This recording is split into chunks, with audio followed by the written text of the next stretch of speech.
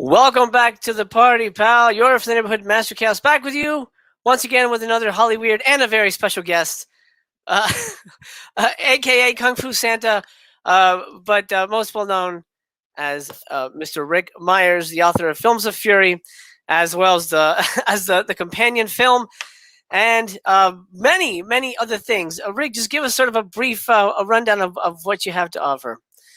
There you go. Look at this. Oh man. That's a good one. That's the exploitation one I need to find. And that's a collection of your comics, right? Oh no, not a collection of my comics. This we had in addition to Target, which was the comic I created and wrote. We also did a magazine called Thrilling Adventure Story, which was a series of anthology of comics. But in this new release, it has another chapter of this. It has the final chapter of this in this, which came out. You know, all sorts of stuff. And what else we got? We got for tonight. I also co-created and co-wrote the Jackie Chan comic book and Doodah Doodah. I also amazing stuff. Let me check in with the chat. Oh, show me what you got. Show me what you got. Oh yeah, we've got. There was a period of time where before I did novels, I did nonfiction books. I got awards for my TV detective stuff. Wound up working on Murder, She Wrote. I did the great science fiction films, and they held up the publication of this so I could finish watching the screening of Return of the Jedi and review that. No, that's awesome. And then, we started on the martial arts stuff and all sorts of junk like that there. That is amazing. Let me check in with the chat. I started doing the Dirty Harry novels, the Incredible Hulk novel, the Ninja novels, all that stuff. Oh my God! We're gonna pick Rick's brain today, but we only scratched the surface, really. Fett, welcome. Thank you for being here. Phil, how you doing, buddy? Welcome. Thank you for being here. Hey, Asian movie enthusiast in the house. How you doing, pal? I know him. He's enjoying some soju. I'm actually I'm just enjoying some nice green tea. I thought that would be very apropos of tonight's event. Fett says, Rick, if anyone tells you that that's an ugly Christmas sweater, just karate chop them. Well, not really. It would be kung fu chop, right? There's no chopping in real kung fu. That's true. Yeah. If anybody gives me any trouble about this sweater, I'll just go, well, you're not getting any presents this year. Oh, there you go. There you go. That's your that's your superpower right there. That's right. I love it. You've been naughty. I love it. Okay, guys. So today, I wanted to bring Rick on. I've been wanting to bring him on for a while, but I wanted to find sort of like the right theme, the right thing to bring our minds together on and bring to you guys. And I thought, I'm an action fan. Obviously, I love action movies. I'm just now getting really, really deep into Hong Kong films. Beyond stuff like Rumble in the Bronx and Rush Hour and the stuff that I was, I love Rumble in the Bronx. That's not Hong Kong. No, I know, but I mean, like the Jackie Chan stuff. That scratched that, right? So I'm just now scratching the surface and all that stuff, and teaming up with Preston over there, Fat Samurai Guy's channel, which is where we met up. I was able to, watch all of this stuff and discuss it with a whole bunch of knowledgeable people, and it has really opened my eyes to this genre, which I feel I have not really paid attention to as much as I should have. I'm going to change that. I have started to change that, but I brought Rick in to sort of give us a primer and maybe explain the poetry, the importance of Kung Fu cinema in general. So what we're going to do is we're going to give you essentially he calls it cheating, but I think it's a good way to approach it. We're going to give you essentially the top 10 Kung Fu personalities, subgenres, fighting styles that you need to at least be aware of if you want to dig into the subgenre. Is that correct, Rick? Well, basically, it's the martial art movie masters. Right. We're not sticking to straight kung fu. We're doing martial arts.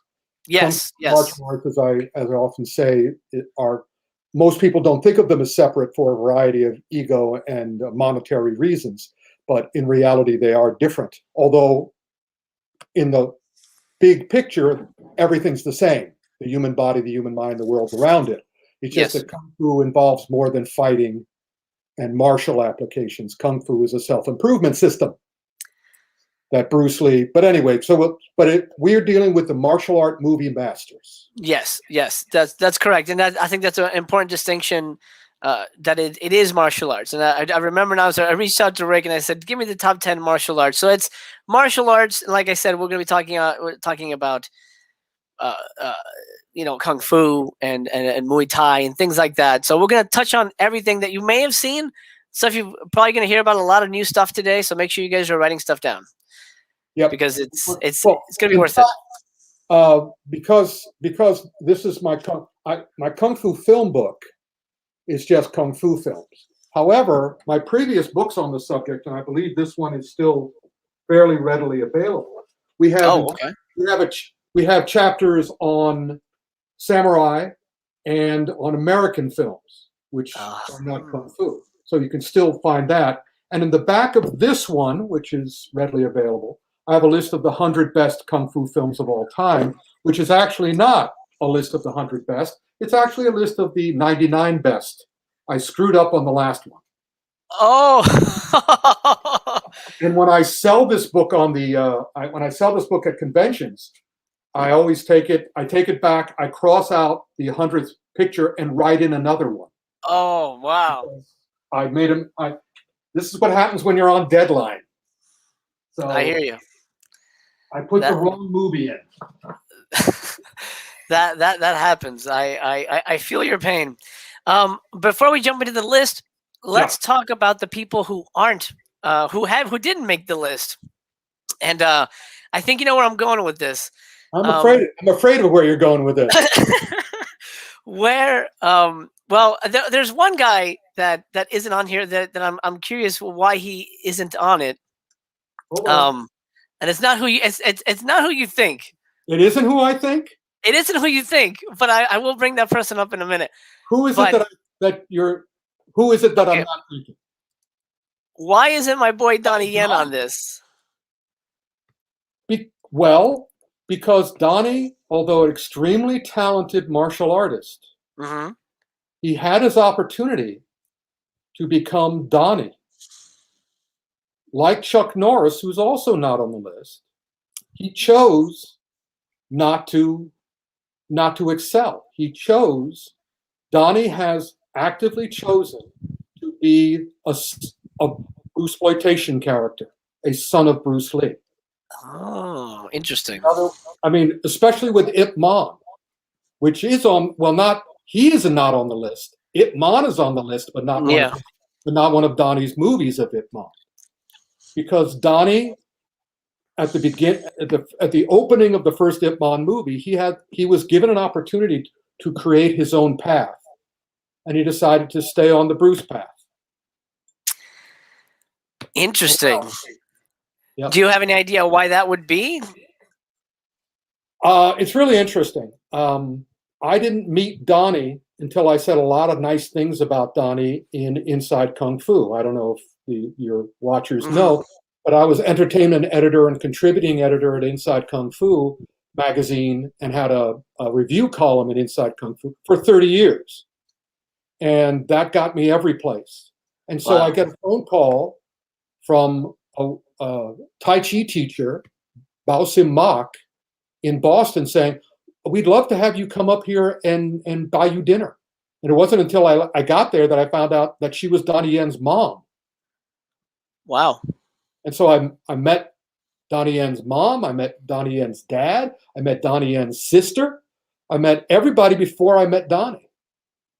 And then I found out later that it was an interesting relationship. Huh. In Special ID is another one of those very telling movies. Did you see Donnie Yen's Special ID? I've seen that. That whole movie is about his hatred of his mother. The whole movie. And I'm like going, because most of Hong Kong movies are kind of like semi-autobiographical because they really don't know how to write fiction. They fictionalize their own lives. Jackie did it. You know, Sammo did it. A lot of Lau Kar-leung in his own way did it in terms of his family's history of kung fu. And so and I had his sister on my San Diego Comic-Con Kung Fu Extravaganza panel many years ago. And I said, give my regards to your brother. And she said, well, you'll see him long before I will. Oh my gosh. Okay. Wow. And, you know, and of course I've talked to Jet Li multiple times, and I talked to him about their battles on screen in Once Upon a Time in China too. And Jet is incredible. Jet is subtle and very, very Buddhist, very Confucian, very Latsuian, if I can say that properly. And so it's all on his face. And I'm going to try to do his face. I'll have to probably take off my glasses, nor my bags. This is when I would talk to Jet about Donnie, sort of do this. Oh. And also my favorite moment of all time, and you guys could probably look this up unless they've gotten rid of it. Chow Yun-fat, who is an awesome, charming gentleman with an amazing wife, he was cast in the first major Monkey King movie, the new Monkey King movie, which Donnie starred in. And it was all over China about what incredible problems they were having making that movie. And so took 3 years altogether. Most people didn't think it would ever come out. Wow. Then they had Chow Yun-fat, and Chow Yun-fat just anchored that sucker. It was just amazing, even to watch. Even if you didn't know about all the rumors, watching that movie, at least I watching that movie. The rest of the movie, Donnie's behind all this makeup and stuff. But as soon as Chow comes on screen, he plays one of the top gods. You just sort of go. I mean, he just right through the screen, he gets you. He grabs me by the beard and pulls me right in. Right.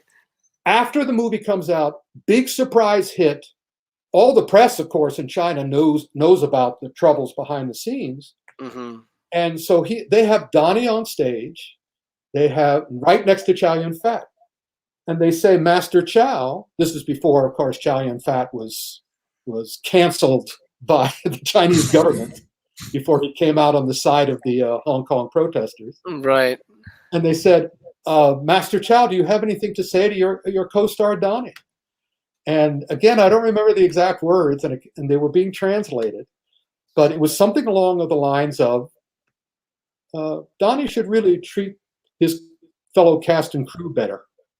Oh. Of course, Chow does it in his humble, normal, just sort of state, just the facts, ma'am, kind of way. And you can see Donnie's face. He goes blank. He just goes, you can see all the blood leave his face. And all the reporters, of course, go right over to Donnie, and they're sticking their mics in his face and their cameras in his face. What do you say to that? What do you say to that? And Donnie does, I think, the best acting he's ever done. And he just sort of swallows it, and he goes, I bow in respect to my elder Chow. Something along those lines. Gotcha. So is that enough information?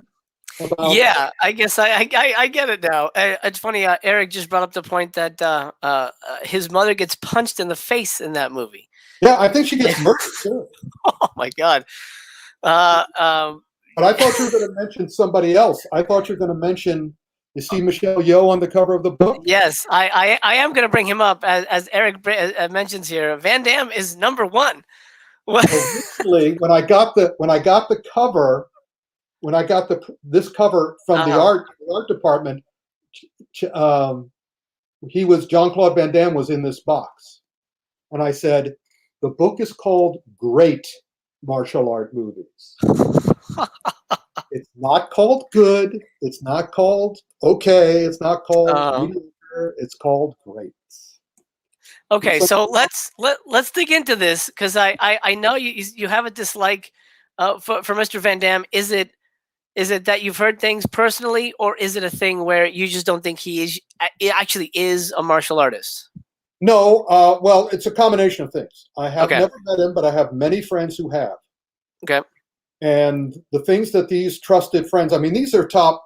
Van Damme is in Europe, and the people I talked to mostly about him were dear friends of mine who are the top media writers, not just of martial art movies or action movies, but of all film, all theater, all entertainment in France and in Paris. And they told me stories that I'd already heard about it from the set of, in the exploitation book and in the science fiction book, of course, I researched some things that Van Damme was involved in before he became Schwarzenegger Light. Mm. And also, I mean, he and Steven Seagal are not the nicest people, according to information. Mm. However, Van Damme is not as malicious as Steven Seagal has been rumored to be. He's not malicious. He's just he's self-sabotaging in a different way than Donnie is, and Sammo is. Okay. I've discovered they're both somewhat self-sabotaging. And again, I don't hate all of Van Damme's movies. I think some of them are good. Mm-hmm. But I'm sorry that he has behaved the way he has repeatedly behaved throughout his career. And there's a reason. Most of the time in the industry, there's a reason when someone does not excel. Right. It's a problem. It'll be either a substance problem or it'll be a personality problem. And but Van Damme, he was willing to do whatever he had to. I have a terrible, my good friend Vincent Lin, who was the co-star of Operation Condor. He went to the same gym as Van Damme for many years, or many months at least. And he would have conversations, and the main conversation I just remembered, I really can't repeat. But, there is a rumor that one of his wives came back home and found him in bed with his male manager. Wow. And already, there's all sorts of stories. But I would not hold that against him if he made good movies. Like I hold Steven Seagal's behavior against him, but he's made some really good movies. Mm-hmm. Even his mediocre movies I like. And he's without question the best Aikido. Is it Aikido? Yeah, Aikido practitioner in cinema. Mm. I mean, he does. I confuse Aikido with Jiu-Jitsu, which means my brain is dissolving inside of my. It happens. But I believe it's Aikido, right? Anybody listening, you can. Steven Seagal does Aikido. Yes. Yes. I'm pretty sure it's Aikido. Yeah. Yeah, and he's very good at it. Yeah. So 6 feet down south. Welcome, buddy. You haven't met either of these gentlemen. No, I've stayed away from both of them. I've heard of them. I know people who know them, and people in the Kung Fu cinema and Kung Fu, now that I also am involved in the Kung Fu not industry, but Kung Fu schools and stuff like that. Mm-hmm.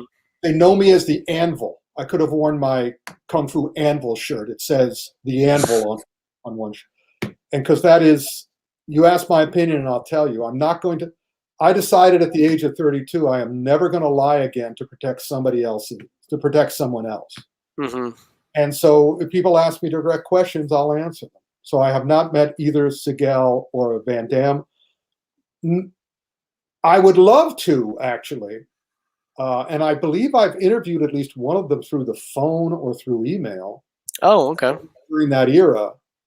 But I would only meet them if they were willing to tell me, to what happened from their point of view, not to cover it up, to tell me why, because I know there's a reason they behave this way. There's a reason everybody behaves the way they reportedly do. Mm-hmm. But it's best. A good friend of mine once called me a good vampire because I never go where I'm not invited.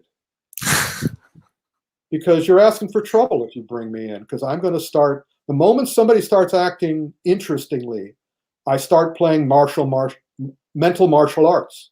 I start doing karmic kung fu. I want to go, why are you behaving like this?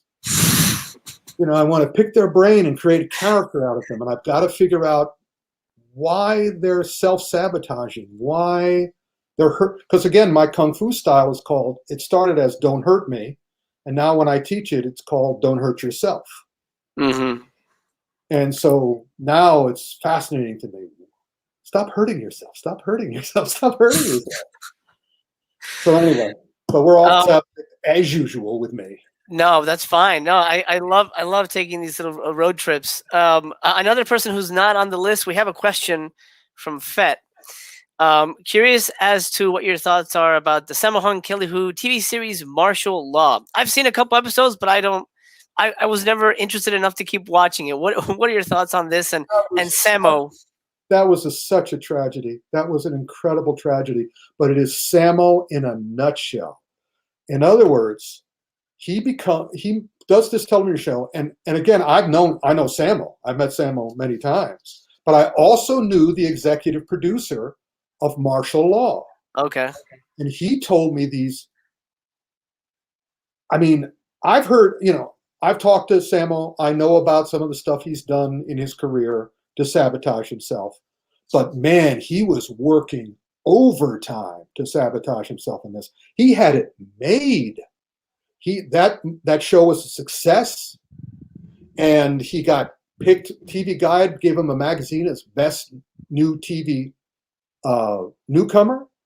And so whatever clicks over in Sammo's mind, it clicked over with a vengeance for that show. And it was just watching the second season was like, he had to just go, all right, okay, I'm in terrible shape now because I've been accepted in America. I'm a big star in America. And of course, the Hong Kong, they don't really like the Americans. I mean, Jackie was always upset that one of his most successful his most successful movie was Rush Hour. And he didn't direct that or write that, so he was kind of pissed. Oh, really? Oh, wow. He wants to do it himself. And Sammo was kind of like, again, I don't know what the reason is other than, I have got to ruin this in some way. And the steps he took in that second season was just like mind-boggling to me. I mean, let me kill this thing. And he did. Within the space, he didn't even get a full second season. He was, my friend was telling me things like, he said, okay, I can't work during the day anymore. I can only shoot at night. Oh, you don't want me anymore. You want my son. Have my character killed and have my son replace me. And it was that's the tip of the iceberg. And it was like, oh, I felt terrible for Kelly. And also I felt bad for Arsenio, who was brought in in the second season when they were trying desperately to save the show by turning it into Rush Hour. They felt, we could save it if we can get some other characters so we don't have to concentrate on Sammo. We can film other people. But at that point, everybody knew it was a sinking ship. And all the writers were abandoning the sinking ship. And there's one amazing episode where Kelly and Arsenio are sitting in a hallway, I believe nominally on a stakeout, and they sit there for a half an hour, essentially saying nothing. They keep cutting back to them. And they're sitting in the hallway and just, so, how was lunch? Oh, lunch was good. Stuff like that. I mean, really unimportant crap. A half of the show. And I'm going, I'll watch it till the end, but I am so sad. Wow. This is, talk about, sabotaging himself. And again, someday, if he feels like it, I'll ask him why. And he may give me the truth, he may not, Right. Are you still in touch with them? Do you? Oh yeah. Oh, okay. Sammo and Jackie and I are still. I mean, they even.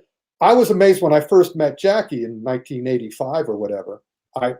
All black hair, had a lot of hair and all that stuff. And last time I saw him seriously was in 2001, and then in 2005 the beard started getting long, and I became Kung Fu Santa and all the rest of it.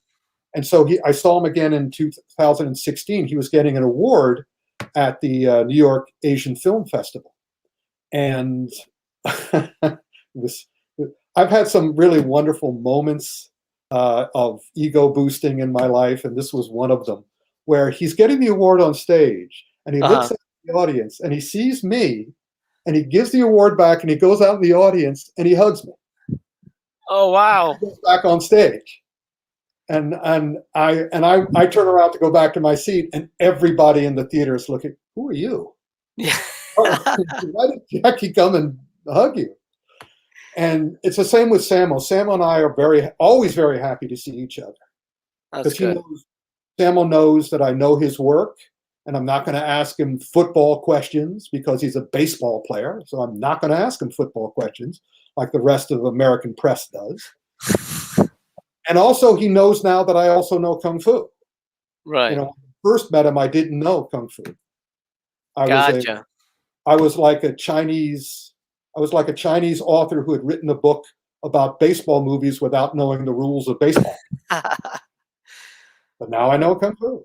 That's interesting. So your interest in martial arts movies just it was just developed because you liked the genre, but it wasn't because you were a martial artist? No, you don't know that story. I started my career in comic books. I have a lot of friends in the comic book companies. I'm putting all this together. I was given a full page in the anniversary issue of Detective, where the 50th anniversary, where Bane breaks Batman's back. This issue, I'm a full page in here. But in any case, so I was also working for Starlog. Yeah, back here was Tribute. People of note. And I'm like going, oh, okay, people of note. I wonder who that could be, you know? And apparently I'm a person of note. That's awesome. But in any case, I'm working for Starlog. I become their Superman. I'm on the set of the Christopher Reeve, Richard Donner Superman for almost a month. I'm their main reporter. I'm their correspondent for Superman. Right. And I come back to America. I'm invited to the premiere of Superman in New York. I go to the premiere. When I was on the set, Peter Boyle was playing Lex Luthor's henchman. When I watched the movie, Ned Beatty is playing the henchman. Right. And he's playing the character, Otis, who does not exist in reality. And everything else in the Superman movie was based on verisimilitude. Richard Donner was putting big signs all over Pinewood Studios saying verisimilitude, verisimilitude. And so I was expecting this to be the first comic book movie that took comic books seriously. This was before Marvel. This was before, the later Batman stuff. This was during the Batman TV show era, where all the comics were treated like crap by Hollywood. And so Otis is in the movie, and I'm infuriated. I'm like going, oh, it just ruins it. And I'm complaining bitterly in Larry Hama's office. Larry Hama, the new movie coming out, Snake Eyes. Larry Hama created that, and all the G.I. Joe world and all the rest of it. And so I'm sitting in his office, and he and I are both love comic books and love comic book movies. And I said, when will Hollywood ever take comic books seriously? And Larry said, follow me. And he brought me to my first samurai movie, and he brought me to my first kung fu movie back to back that very day. Saw Baby Cart in the Land of Demons. I'll be mentioning that title again. And Drunken Master. Immediately afterwards, we went from Bleecker Street Cinema to the Canal Street Cinema in New York. Saw that the same day my eye went boing. And literally the next day, I went to my publisher, the guys who published my TV Detectives book, and said, I want to do a book on these movies. And they went, go ahead. And they gave, here's $750, go ahead. And so that got me started. That's what made me fall in love. I had seen Bruce Lee, but Bruce Lee didn't speak to me. Bruce Lee was all about punchy, punchy, punchy. I was interested in don't hurt me. And it wasn't until I saw Jackie, who was trying not to fight, who was trying not to get hit, trying not to hit other people, trying not to make a fist. Always, kung fu. That I went, okay, this is what I've been looking for. And I was ahead of the curve. And I was perfect timing. Ocean Shores was trying to get into video stores with kung fu movies. World Northall was getting onto television with kung fu movies with Black Belt Theater and drive-in movie. And as soon as I showed up at their doors and said, "Hi, I'm doing a book on these," they went, "Here, do you have a ring we can kiss? What can we give you?" So yeah, so that's what got me involved in Kung Fu. And then there were 6 movie theaters in New York's Chinatown showing different double features every week. 2 of them specifically for Shaw Brothers movies and Golden Harvest movies. Independent one who was doing all the seasonal films, and it was like I was a pig in mud. That's amazing. So That's amazing. So exciting. And so Ocean Shores sent me to Hong Kong to meet Jackie. Oh wow! So that's okay. Yeah, and brought me onto the Golden Harvest set where I met Raymond Chow and all the rest of it. And then of course people would start coming to me. Television stations would come to me. San Diego Comic-Con comes to me. DreamWorks comes to me. Disney comes to me. Universal comes to me. And I'm happy to help. That's amazing. Yeah, I've seen your Comic-Con panel a couple times actually. It's always great because I'm always like writing down, oh, that looks good. I gotta see that. I gotta find that. Yeah, it's all coming to an end now. It's all coming to an end. This episode, everybody, is basically, it happened with my other book. It happened. Maybe I shouldn't write about genres I love because I'll kill. For one, we go into the world of exploitation films. When I started this book, it was going to be a celebration. By the end of it, it was a memorial. Once Friday the 13th came out, and Paramount Pictures bought the rights to Friday the 13th, exploitation films as we knew them was over. Because once the studio took them, they're not exploitation films as we knew them. Yeah. Not anymore. And that's fine, because the studios really do a better job. I mean, most of the exploitation films are crap. And that's why I wrote the book, so you wouldn't have to watch them. Great title, not Kung Fu Virgins. What am I talking? Caged Virgins. Caged Virgins was one of my favorite titles. But you see the movie and it's like, oh, this is boring. Yeah. How can a movie like Caged Virgins be boring? Man, it never lives up to the poster or the title. Sometimes you're like, what? None of this happens in the movie. What's going on? Yeah. Night of 1,000 Cats.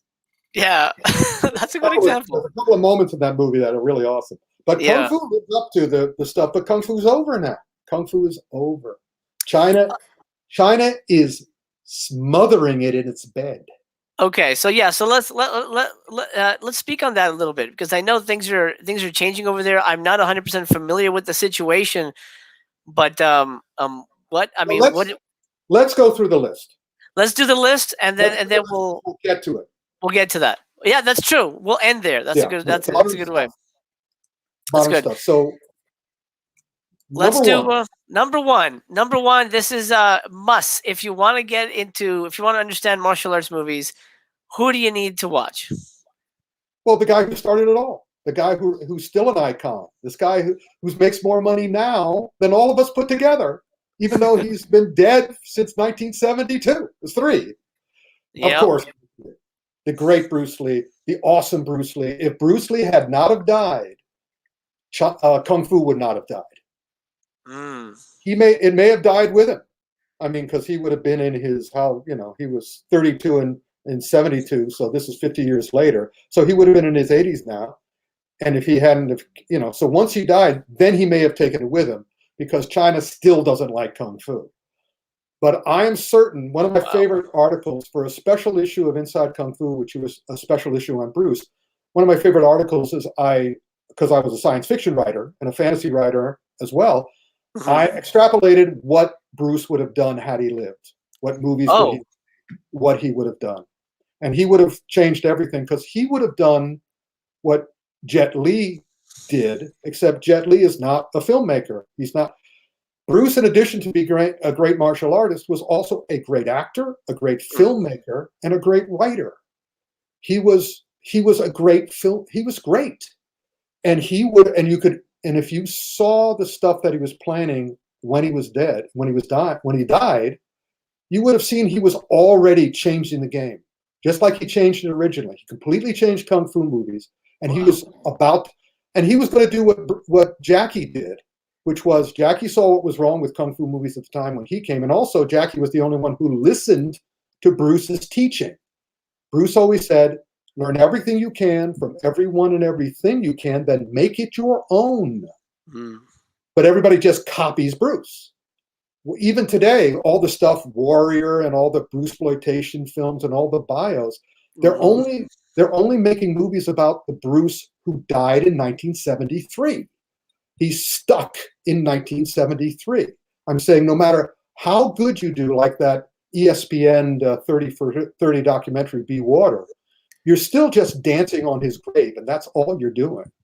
It's just a matter of how well you're dancing on his grave, because he knew more about Kung Fu than you ever would. And he would still know more about it because he would still explore it, but nobody as good as him to progress. And Jackie got hurt in one of his movies. We'll get to him in a second. And that changed his career. And he wasn't interested in revolutionizing, because he was revolutionizing the Kung Fu in the way Charlie Chaplin and Buster Keaton would, by putting his own body on the line. Mm-hmm. So that was a no-win. And Jet Li didn't want to progress. He could see the writing on the wall. He could see what was going to happen, because the Shaolin Temple had been burned several times throughout history, mostly by the Chinese government. Wow. They had established in their history, they're not interested in a self-improvement system which frees your mind, gives you an open mind, and benefits from the excellence of self. Mm-hmm. They'd much rather have a martial art where everyone follows orders and works in unison, and does that's it. So anyway, Bruce made 4 movies. I do not count Game of Death. Game of Death was a travesty. Yeah. Game of Death is what is they spit on his grave, they crapped on his grave, they pissed on his grave with Game of Death. And I personally feel, I respect Bruce's teaching so much, and him as a filmmaker and a creative person so much, that I cannot accept, as fun as these movies are, I cannot accept the Bruceploitation films. Mm-hmm. Because they're dancing on his grave. Yeah. And it's like, man, he would have hated that, so I'm not happy with it. And and I admire some of them and I enjoy some of them, but they're still no fun. So Fist of Fury, Way of the Dragon, Enter the Dragon, still 3 of the best ever. And Bruce just keeps slipping in the real stuff. You could see where he was going. That Shaolin Temple sequence at the beginning of Enter the Dragon, you could see where he's going. Don't concentrate on the moon, or you'll miss all the glory. Yeah. He knew what he was doing. It was a shame that he destroyed himself for a variety of his own personal reasons. But those 3, great foundation. Then, guess what? We're not going. Number 2 is not Jackie. It's not even 3 is not Jackie. The thing that was most influential, following up, is the genre known as Chambara, also known as Jideki, also known as samurai films. Samurai movies, yeah. Before I saw Drunken Master, I saw Baby Cart in the Land of Demons and Lightning Swords of Death, which was an edited version of the first 2 Baby Cart movies. Oh, okay. Now, a lot of people, when I talk to them about Japanese cinema, one of the reasons that I kind of excelled in my books on that is that I didn't need to talk about Akira Kurosawa. Everybody talks about Akira Kurosawa. Right. More stuff has been written on Seven Samurai, more remakes of Seven Samurai and Sanjuro and Yojimbo and his other Chambara movies. I don't need to write about that. I wanted to write about the stuff that people weren't writing about. And when I discovered them at the Bleecker Street Cinema and other cinemas in New York, I sort of went, again, incredible. And those were the great series samurai movies of the 60s and 70s. It was, again, I should have written a whole book about that because I could have killed that genre too. And that is Zatoichi, the Blind Sword. Where's my box set? I got my set here. There we go. Box set. That's awesome. Funny enough, the first time I came to Hollywood, I had nothing to do. I was just walking Hollywood Boulevard, and the Egyptian was doing a double feature of the first 2 Zatoichi movies. So Zatoichi's been very important to my life. I got to see these in theaters. Amazing. And that's interesting because the first two are the least of them. Yeah, The yeah. first one was done by the great Kenji Masumi, who's probably directed more of my favorite samurai movies than anybody else. However, I lucked out, as far as I'm concerned. My first Zatoichi movie was Zatoichi and the Fugitives. Okay. Have you seen it? Yeah, I've seen them all, but they to be honest, they kind of all run together after a while. But I've seen them all. Not that one for me, because that one was the quintessential one, because he had gotten to a place in his career, that was like his 18th movie, where he was seemingly invincible. So in Zatoichi and the Fugitives, they introduce him to the gun. Oh, okay. And it's super pretty cool. Yeah, that's a good movie. Then, of course, the first movie I saw in the Baby Carts, and Baby Cart in the Land of Demons is still my favorite samurai movie of all time. I mean, the other ones are good, but Baby Cart in the Land of Demons is a masterpiece. It's excellent. Yeah. Every single shot in that movie is just like, wow. And they all work together from scene to scene. You can see a movie that has a lot of great shots, but they don't hold together the way, they don't tell the story as fluidly as Baby Cart in the Land of Demons. Mm-hmm. Both Zatoichi and Baby Cart, all the samurai movies existed to condemn the samurai code of Bushido, which didn't really work with human beings. Bushido was an untenable system that no human could live up to, which is why the ninja were created. Because the samurai wanted to do dirty deeds, but Bushido wouldn't let them. So they got some farmer and said, could you kill somebody for me? And the ninja were created, who had no place on earth and none in heaven. I wrote the Ninja Master. And I did research in Japan with that. Nice. So in any case, Zatoichi was genius. And one of the reasons, in addition to the movies being really well done, is that, think about it, we have a blind samurai. That's what the samurais were. All the samurais were blind. They were all blind samurais because they were blinded by lust, and they were blinded by power, they were blinded by greed, they were blinded by bloodlust. And Zatoichi is the blind one that everybody spits on, but he's the one who could truly see. And it's like, oh, genius. Just what a wonderful way to put together a series. And then my favorite, I'm telling you, I recently contributed to a book on Gun Fu and the John Wick movies. John Wick wouldn't exist without Kiroshiro Nomori, the son of Black Mass. The son of Black Mass. It's known here as Sleepy Eyes of Death. Oh, okay. But yeah, I know. When I first saw it, it was Son of Black Mass. And he is an alienated, red-headed samurai who was the spawn of a missionary, a European missionary or Nordic missionary, and a raped Japanese woman. So he's just walking around Japan trying to find somebody who's good enough to kill him because he has the full moon cut. That's his style of swordplay. And it's awesome stuff. My favorite, there's a bunch of those. The star was Raizo Ichikawa, who was basically the James Dean of Japan. And he died early, like James Dean. He died, unfortunately, of cancer. So he was replaced, but you can't replace Raizo Ichikawa. He was just such a powerful actor and a good swordsman.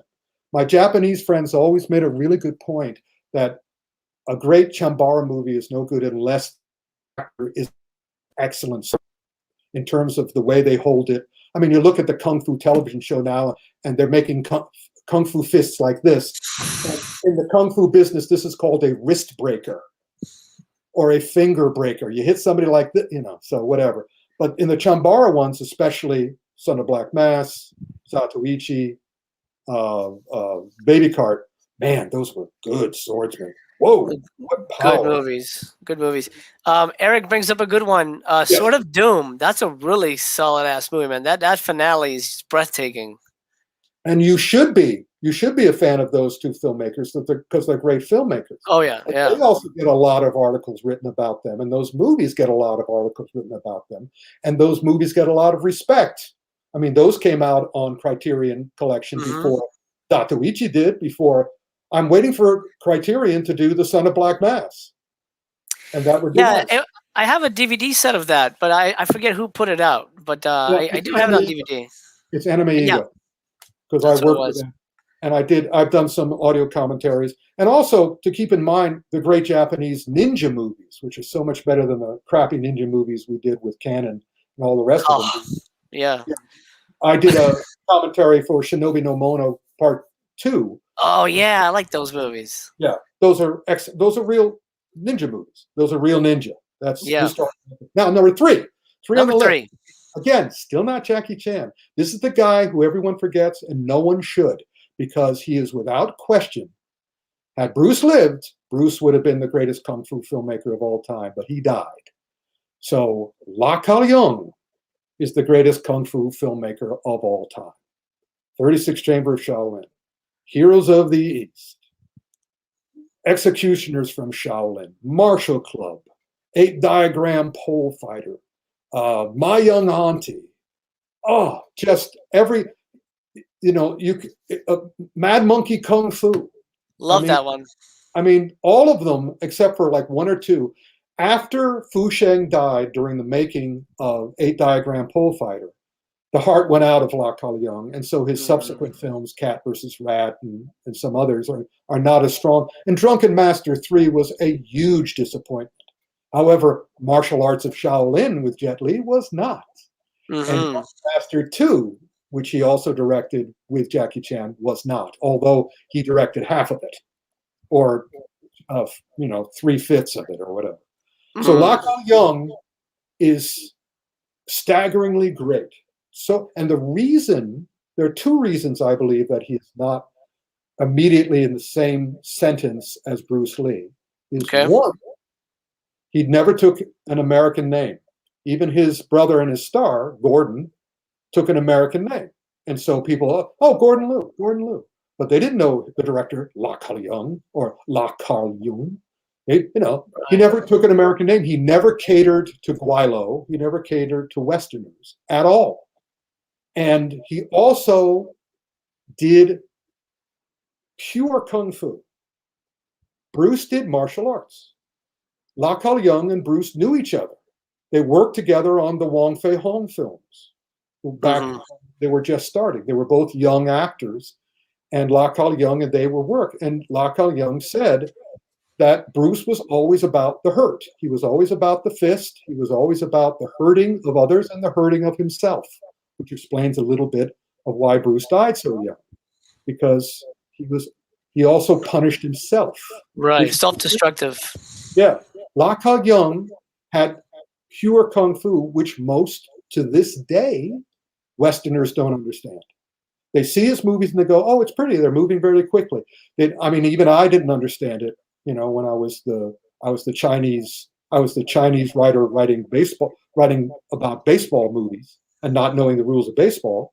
I didn't even understand it. All I knew is that it was glorious and that it had just tremendous energy, and it had the emotions of opera and the strength and athleticism of ballet. It wasn't until I learned kung fu that I was sort of like, now I watch the great kung fu movies like Lau Kar-leung's and just go, there you go. Yeah. And I can watch it over and over and over and over and over again because I get something new each time. Yeah. I told somebody else on another podcast not too long ago, just like in Kung Fu Panda, which I was the consultant on, somebody's great at kung fu when you don't even know what happened. You don't even know what they did. It's kind of like, what did you just do? Oh, So Lau Kar-leung is still the greatest, and it's a shame that Westerners, even to this day, do not know truly how great he was. Right. In terms of his action films, because he does action films that most Westerners really can't fit in with, because it's not about being badass. It's about being great ass. Right. It's about being smart and effective, not being tough and badass. So in any case. So yeah, for sure. I would recommend, I know you mentioned them, but 36 Chambers, 100%. Everyone talks about it, but there's a reason people talk about it. I was able to see that in theaters like 5 or 6 years ago, and I was blown away by how good it and how great it actually holds up. And it's a movie you can show to anybody who doesn't know martial arts who has never seen a martial arts movie, and they will enjoy it. It's When that he enjoyable. when he made that, the Shaw Brothers studio, and Mona Fong, the producer, did not want him to make it. And Oh. they said every one of our films has to have a love story. And Lau Kar-leung goes, it has a love story. It's in love with Kung Fu. It's a love story with Kung Fu. It's just like Kung Fu Panda. I love Kung Fu. Right, right.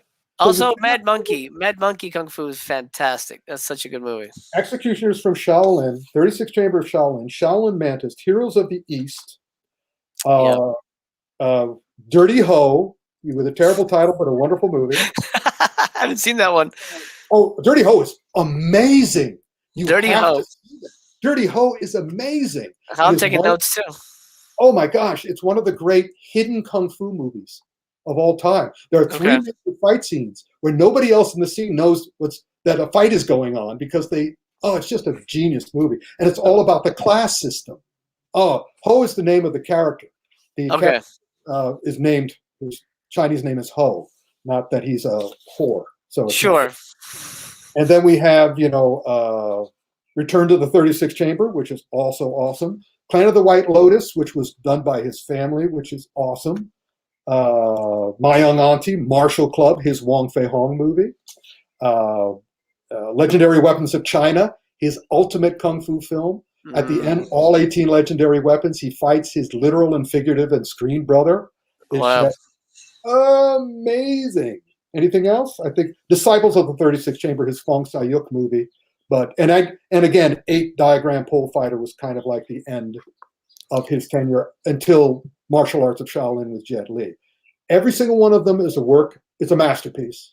Yeah. Very deep, Kung Fu, astonishing, just great. And he made movies where people didn't get hurt. He knew Kung Fu so well. People didn't get hurt on he made Heroes of the East, nobody dies.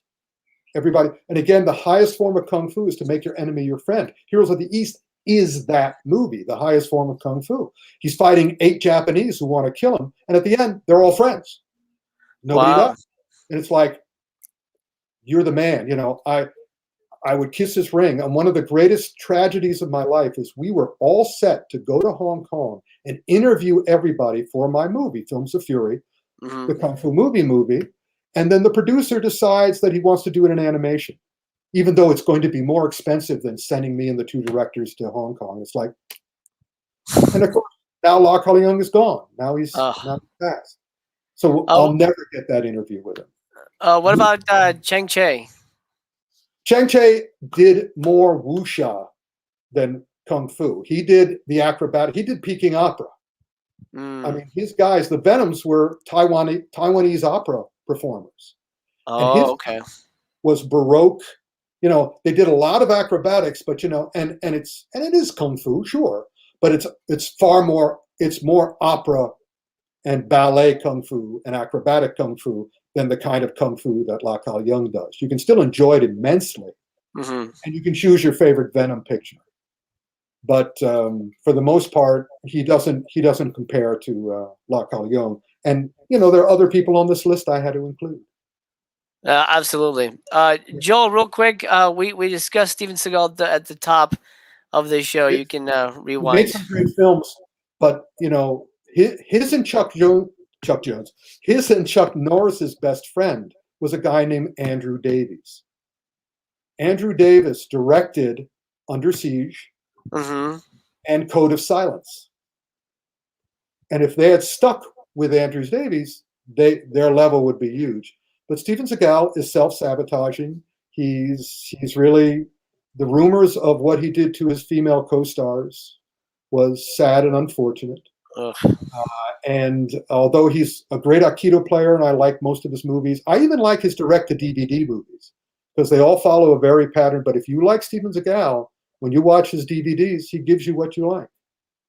So he's fine. He's not. Under Siege is exceptional. But the other issue and what kept it off this list is that Under Siege is not Under Siege. Under Siege is Die Hard on a Boat. Yeah. Because it's derivative, I didn't put it in the top 10. Absolutely. But Eric, it's a good movie, yeah. Yeah. Eric And is a fan of heroes. it is so much fun, but it's so much more.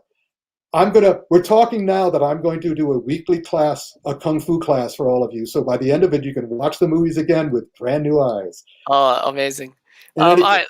Number 4. Guess who? Let's Finally, Jackie Chan. That's right. Jackie Chan is the only filmmaker I've ever known who not only is willing, but wants to die for you. He wants to die on a movie set. Wow. He doesn't want to die in a bed. He doesn't want to die in a hospital. He doesn't want to die in a car accident. He wants to die on set. Oh my gosh. The only filmmaker who's willing to die for you. And again, the only filmmaker who listened to Bruce. Everybody else was just copying Bruce. Jackie said, I'm going to listen to Bruce, which is learn everything you can. And that's another thing that Jackie does. Jackie is a kung fu sponge. He's worked with everyone and he's taken a little bit from everyone. But does the most important thing that Bruce Lee said. He made it his own. He didn't do Bruce Fu. He did Jackie Fu. Yeah. He does Jackie Fu, which is why he kept moving away from, that was Drunken Master where he was working with the great Yuen Woo-ping. But look at what Jackie did away from Yuen Woo-ping, and look what Yuen Woo-ping did away from Jackie. Mm-hmm. Yuen Woo-ping made these insane movies. Yeah. While Jackie revolutionized, until he got injured on Armor of God, he revolutionized Kung Fu cinema 3 times, at least 3 times. And unfortunately, poor Bruce, because he died so young, only got to revolutionize it once. But Jackie, when he did Drunken Master, revolution. Project A, revolution. Police Story, revolution. And then, and that was both those movies. Drunken Master 1 and 2, Project A 1 and 2, Police Story 1 and 2. He did 6 movies, all of which changed everything. And each movie he did more, he pushed it further. But unfortunately, unlike Bruce, Jackie is not easily copyable. Yeah. Bruce does it with the noises he makes and, the style of fighting, again, with the fists. Jackie uses his body. It's like, try to copy, most people can't copy Gene Kelly or Fred Astaire. Right. And musicals aren't the same as they used to be, because when somebody is exceptional at something, the audience feels the energy. And Bruce Lee, Jackie Chan, but now they're not doing that anymore. So again, Jackie Chan, anything by Jackie Chan. My first meeting with Jackie Chan was Rumble in the Bronx. When that came out, like the trailers came out, me and my friends were like, "What the hell is this? Who is this dude? Is this guy for real?" And then we go see the movie. We walked out, our minds blown. Like we were like 100% Jackie Chan fans. We could not believe what this dude could do. Yeah, and it's every movie is just an impressive masterpiece. Like how. I'm surprised he's not dead yet, because like the stuff he does is insane. Not for lack of trying.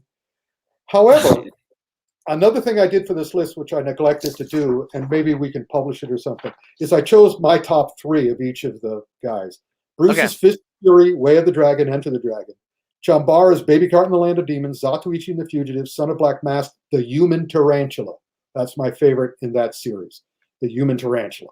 Lau Kar-leung, 36 Chamber Shaolin, Heroes of the East, Legendary Weapons of China. And maybe, 8 Diagram Pole Fighter. Jackie Chan, Drunken Master 1 and 2, Project A 1 and 2, Police Story 1 and 2. Bingo. Okay. Now, guess who's next? Well, I know, but I don't know.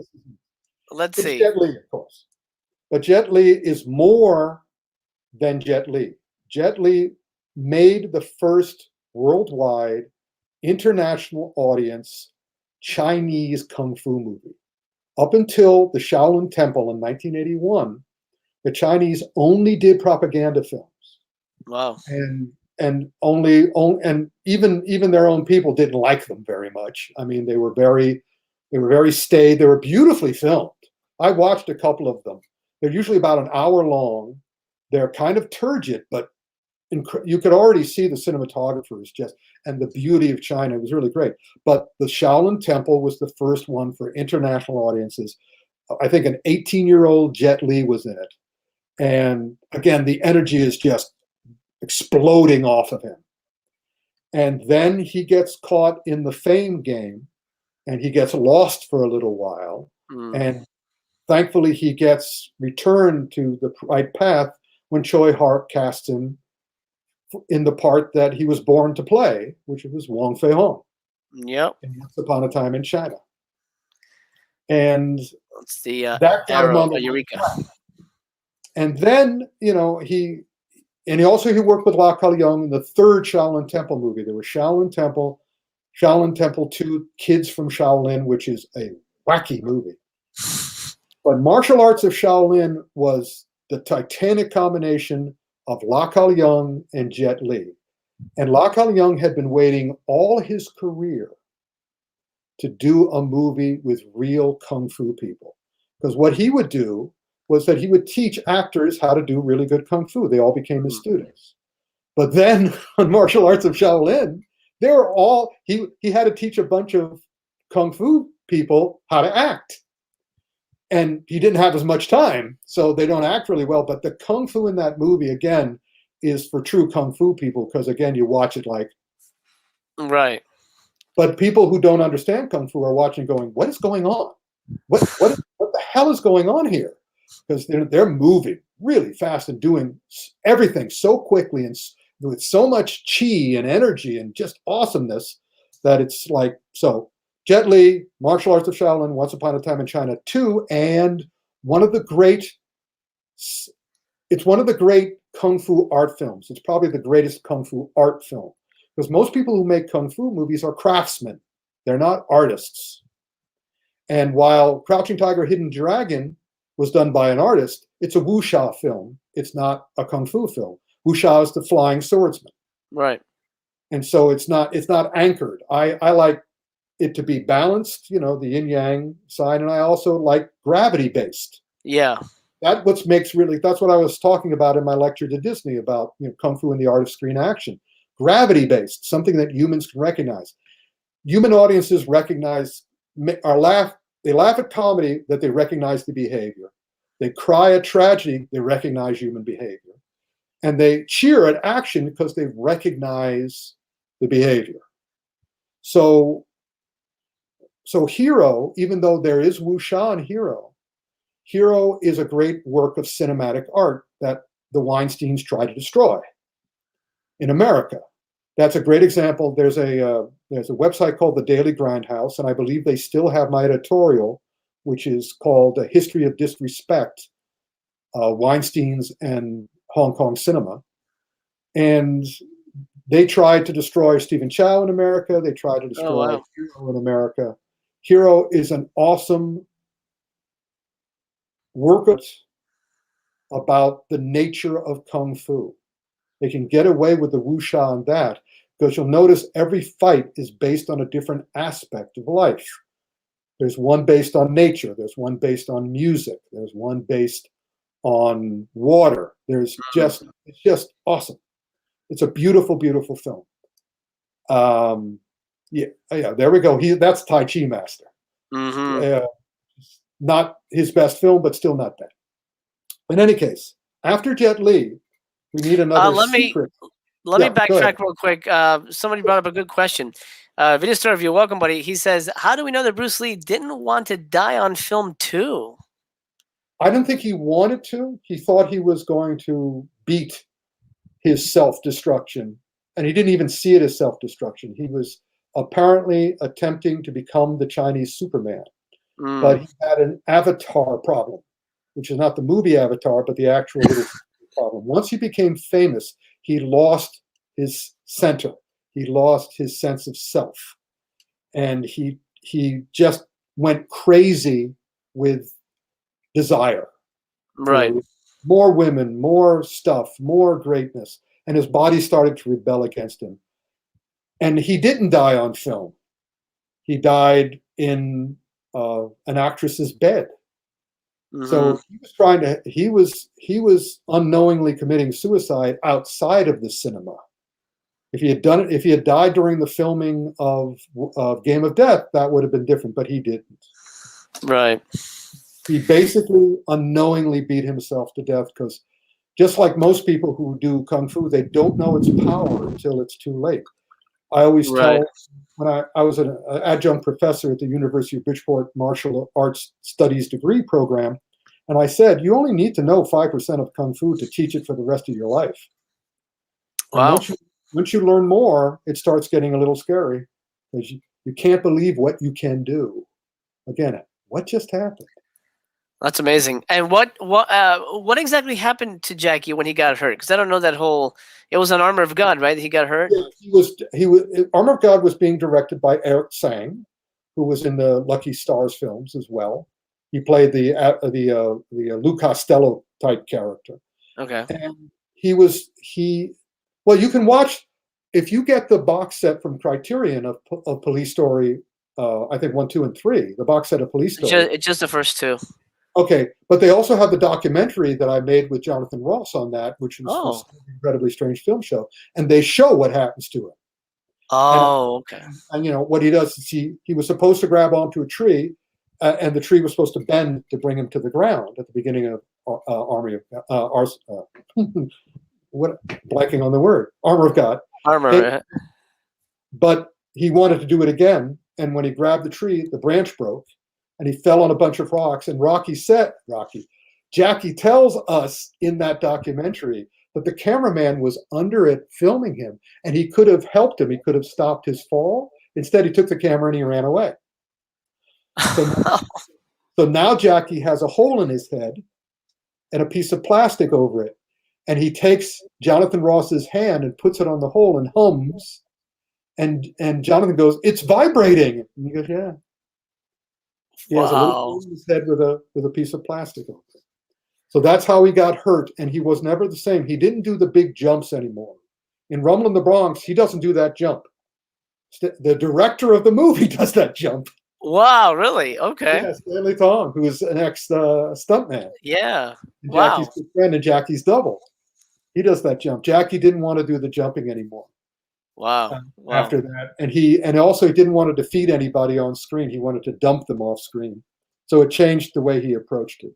And the last time he and I had a serious talk, Jackie said, "I've done everything 3 times." He was kind of like, he didn't realize that he needed to, again, something that Bruce would have realized eventually and that Jet has realized, which is once you can no longer find something outside yourself to make you happy, you have to go inside yourself. You have to find it within you. Yeah. And, you know, Jackie was abandoned as a child multiple times. And sadly, Jackie abandoned his own son. Oh, wow. He didn't realize it for 12 years. And by the time he realized it, it was too late. So now he just has to keep moving. He has to keep moving. He can't stop because now all of China is his manager, his father figure.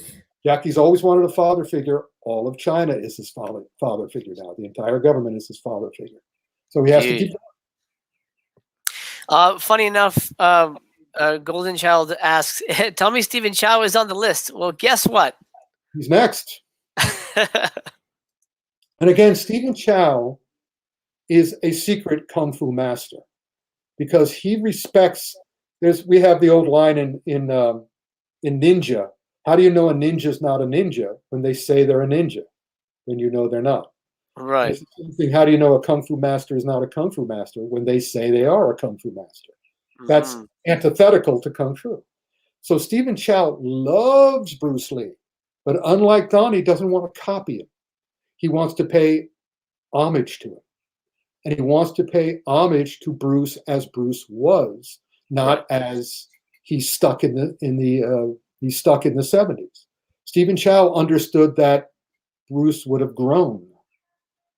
And so in Shaolin Soccer and Kung Fu Hustle, he pays honor to all of Chinese Kung Fu cinema history, which is why I was excited to see a Kung Fu Hustle poster in the trailer for Shang-Chi. in Sang-Chi's apartment in the trailer, he has a poster of Kung Fu Hustle. I did not notice. That's cool. And I went, okay, I think I know what you're going to try to do that.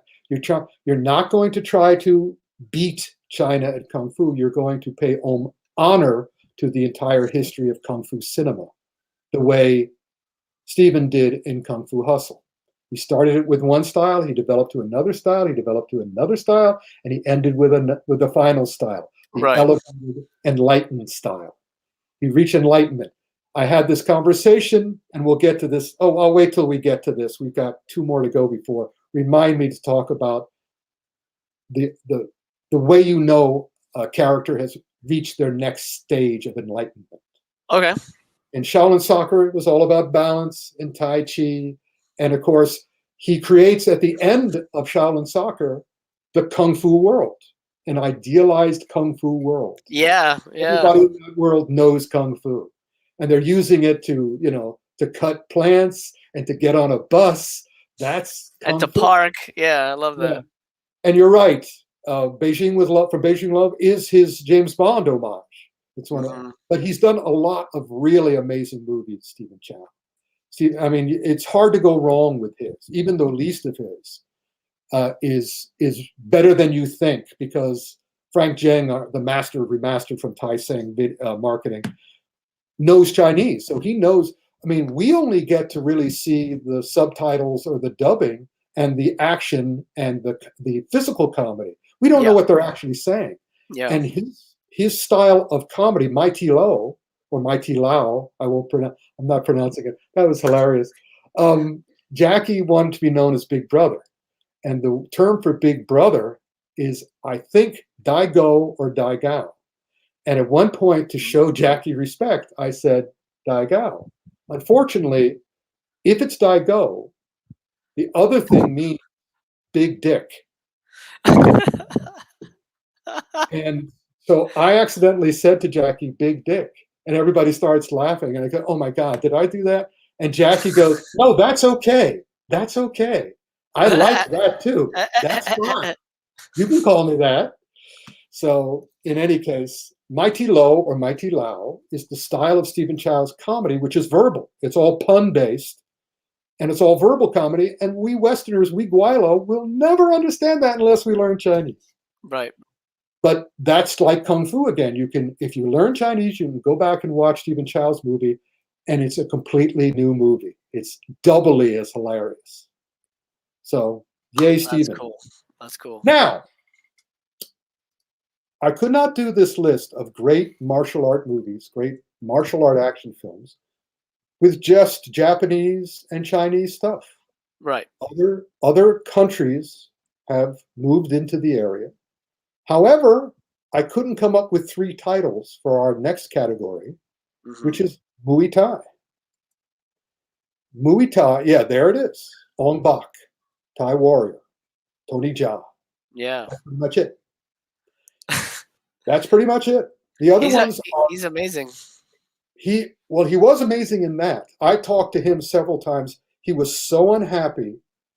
I mean, one of the reasons Muay Thai, there's a reason Muay Thai is Thailand's kung martial art.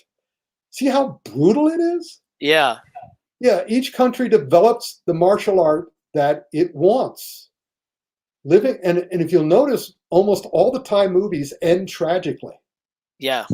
End brutally. The hero never completely wins. The villains always eke it out in some way. It's a miserable environment. And so it makes perfect sense that Muay Thai is so effing brutal. And that's why also it didn't have a future. Because once he did Ong Bak, there was no place to go. You saw Ong Bak 2, you saw Ong Bak 3. It was more of the same. He was borrowing from Jackie Chan, but he couldn't change his martial art. It was going to be the same brutal. And it only has a couple of really major moves. And when I was learning martial arts, because I couldn't find Kung Fu in 1970s and 80s and 90s America, I started practicing and studying all these other martial arts. And when I got to Muay Thai, I just started laughing. Because, I'd gone through judo, I had gone through karate, I'd gone through jujitsu, and I had come against what I call the don't hurt me fence, where I got to a place where I can't continue with this style because I'm going to get hurt. I mean, everybody in judo had either partial or no use of a major joint in their body. Wow. Because everybody had a spar, right? And in karate was the same thing. All these guys had bad knees and bad ankles and also they hurt their fists. Dumbest thing you can do is to use this thing. Because there are more pain receptors and breakable bones in here than anywhere else on the body. And you're going to use this as your main weapon? So, my logic was stuck. So I get to Muay Thai, and I just sort of go, I can't even take a class. Because they're saying, why not? And I'm saying, okay, you tell me what to kiss goodbye. This, or this. Right. What to kiss goodbye. Because I'm kissing one of them goodbye within one class. So yeah, I'm not doing Muay Thai. So that's it for Muay Thai. You want to see a great Muay Thai movie? Ong Bak. That's it. The end. Period. Exclamation point. Italicized. Now we get into how you know when someone has taken the next step toward enlightenment. Because I could not leave out some of the greatest kung fu ever done in cinema, which was in animation. What does thank you, that's very true. What does animation have that live action doesn't, which makes it so perfect for kung fu and martial arts and action? Complete control of the actor. Mm-hmm. The actor does not have to be trained for 20 years or even 6 months. You see in all these movies now, they're always talking about, I forgot who it was, Black Widow or whatever. They're saying, oh yeah, they brought in all the action movies with women stars. Oh, they brought me in, they taught me Taekwondo, and they taught me, Jiu-Jitsu. And it's like, right. But that's not what you're doing on screen. But, that's what they're doing. But when you're animated, don't need any of that. Right. If the animator knows kung fu, if the animator knows karate, if the animator knows, then that guy is going to do it perfectly. And there are 3 movies where they do kung fu perfectly. And in fact, they go beyond perfect.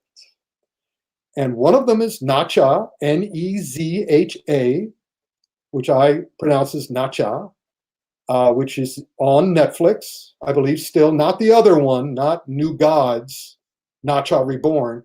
That one, as my dear kung fu friend in China, Ian Powers, said, is gold-plated poop.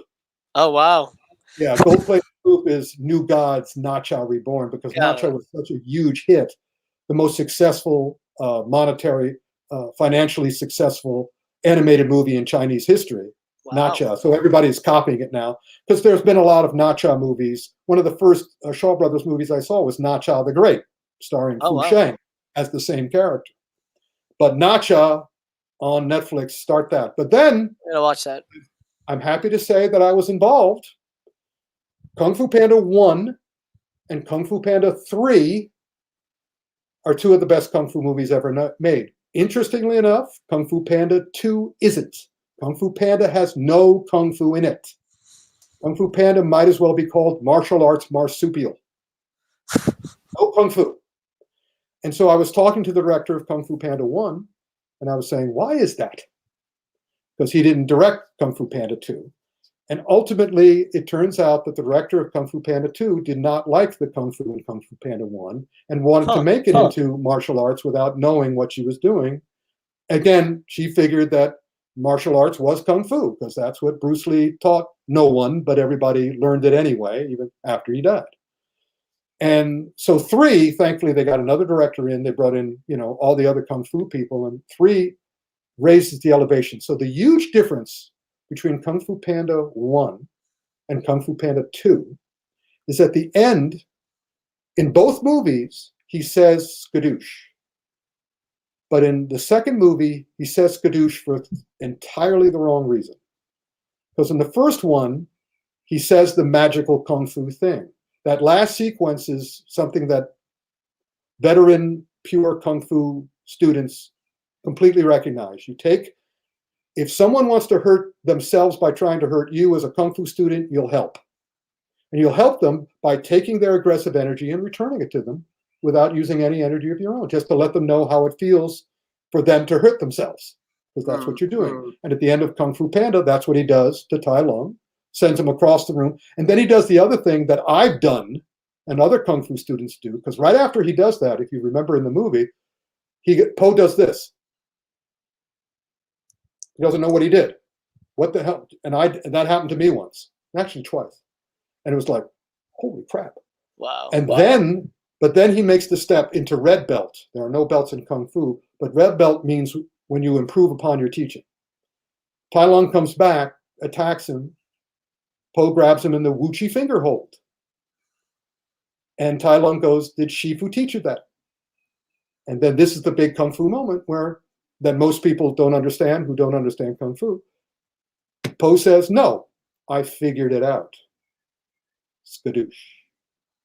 Once you develop, at that moment, Po had developed and understood he had developed Po Fu.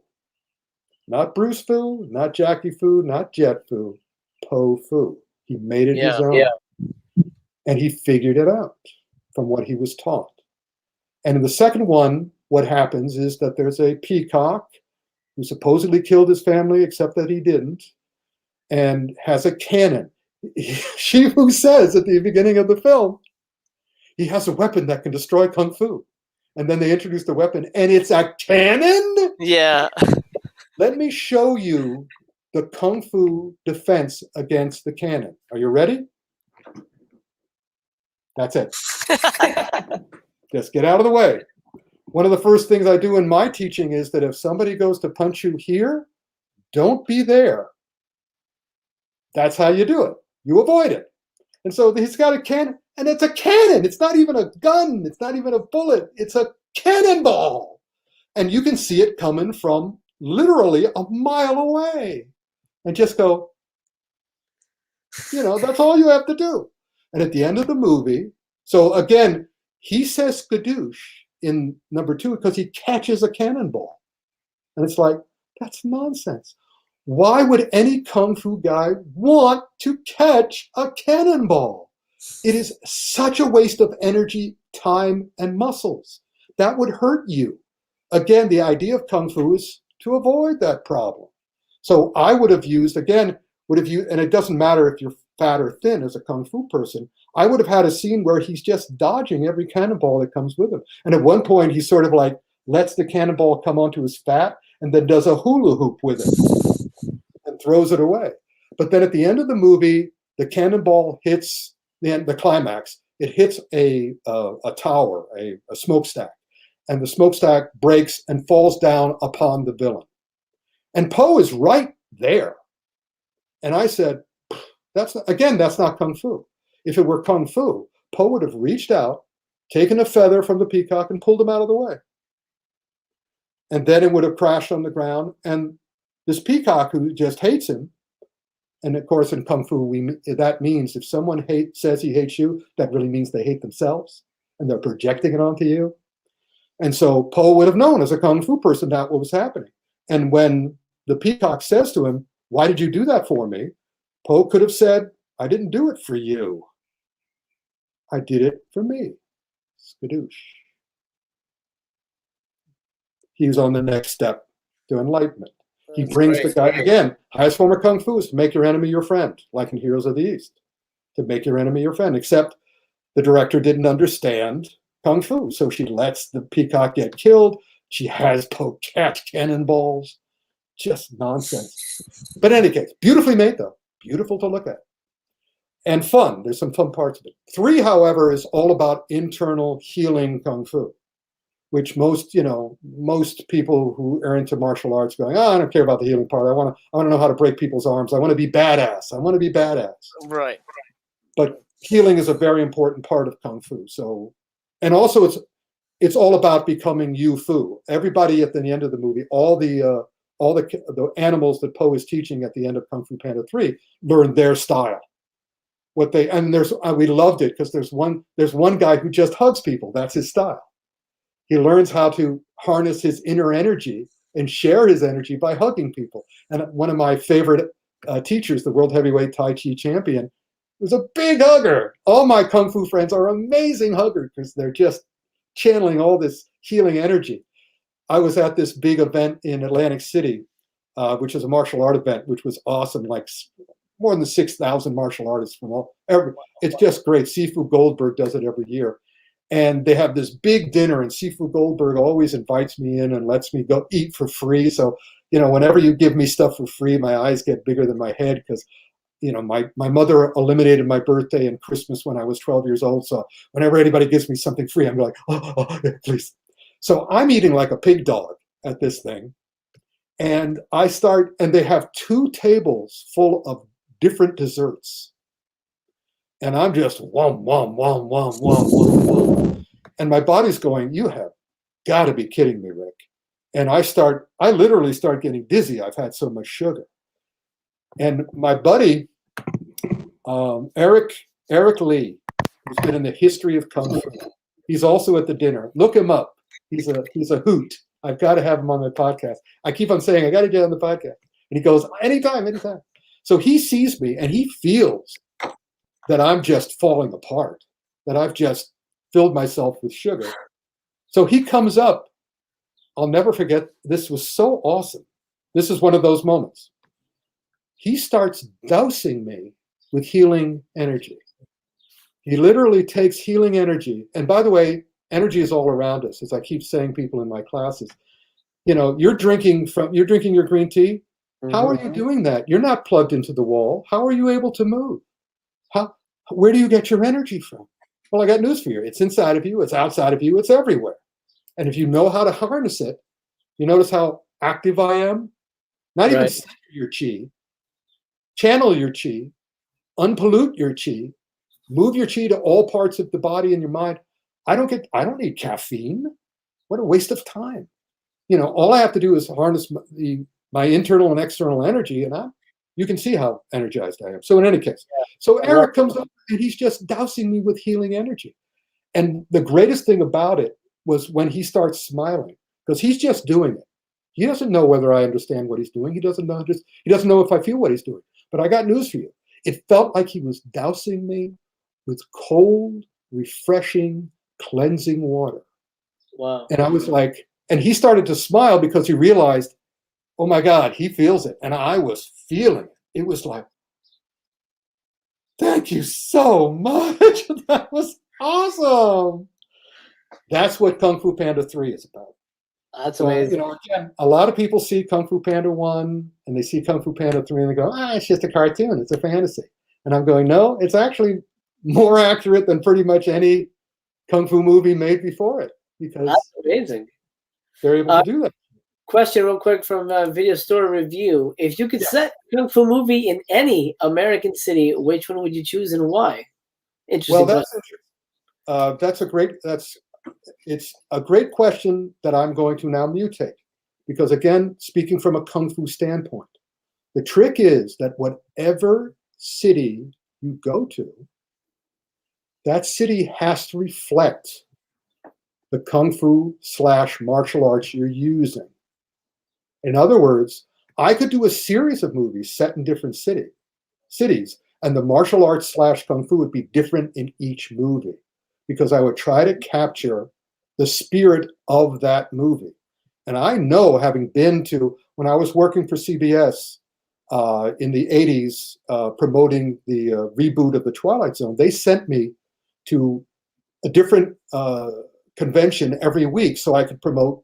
I also showed World Northon gave me 35 millimeter prints of 5 Deadly Venoms and 36 Chamber of Shaolin, which I brought to every one of these conventions. So I did 1 hour of promoting The Twilight Zone, and I showed 2 movies. Wow. So it's the perfect world. So in any case, so I know a lot of cities in America and in Canada. And I'm telling you, if you're doing the same sort of fighting in New York that you're doing in Quebec, you don't understand either city very well. Each of the city has to reflect why you're fighting, who you're fighting, and how you're fighting. That way, as I was explaining to Disney, you could get people to cheer. because if the fight is part of the plot, the characters, and they're fighting in character, then you set the stage for people getting involved in the fight. Most fights you see in movies now are just eye candy. They're Teflon. They just roll right off your head. They're wastes of time. They just fill time in the movie. And all the people are fighting exactly the same as each other. You could switch their heads and the fight wouldn't change. That's not good. That's not a good fight scene. That's not a good action. Right. So in any case, speaking of action and martial arts, so yes, whoever asked me that question, if you want to give me a city and have me extrapolate a plot line, then we'll do it. Again, hey, there you go. Yeah, Orlando, New York, San Francisco, LA. LA would be the most superficial one. So in any case, because I worked out in LA, I wrote one of my science fiction novels in LA, the most superficial book I ever wrote. Because the energy was just, all this superficial energy was pouring into it. Very true. I'm here right now, and I feel it it's very much in the ether. Yes, absolutely true. Next, I fell in love with Indonesian Silat. Unlike Muay Thai, Silat is versatile enough. It's still pretty savage, but it's also beautiful, and it's also very complex and very deep. And they were managed to make 3 exceptional movies with Silat. Unfortunately, there hasn't been a 4th, because again, Silat is similar to Muay Thai. It's not as bad as Muay Thai in terms of once you get to a certain level, there is no place to go. Right. And can you get, well, you know the movies. Yes. Well, one of them, it was a recent discovery for me, The Night Comes for Us, which blew my mind. You see, movie. Incredible. You see, what was interesting is the Raid 1 and 2. The Raid 1 and 2 were directed and written by Gareth Evans, who is a British director.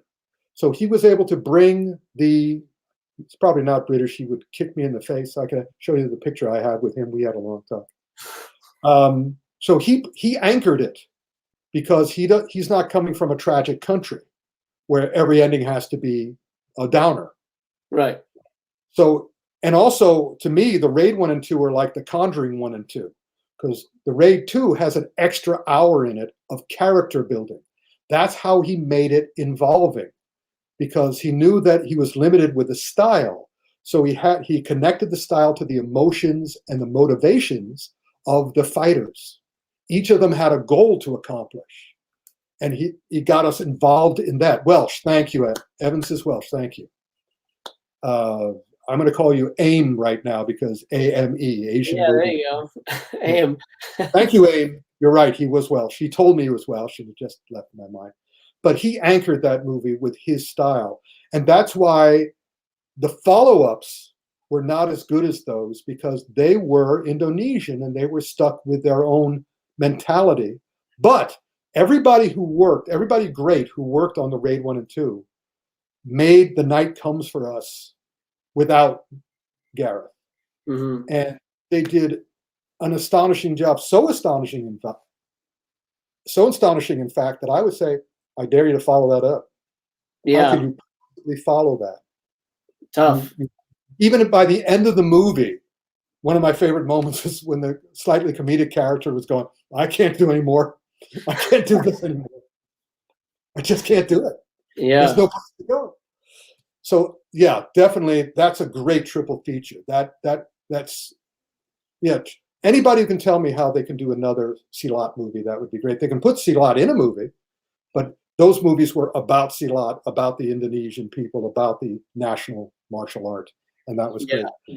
So now, before we get to the last one, or sort of semi-last ones, you guys have not The Night Comes for Us. It's on Netflix. Go watch that tonight. It will blow your mind. So good. I'm going to keep talking, and I'm a waste of time. Go watch that movie. And Nezha. There's a double feature. Yes. Watch Nezha and The Night Comes for Us, both on Netflix. Good stuff. Great stuff. Great ass. Great ass. Not bad ass. Great ass. Great ass. Anyway.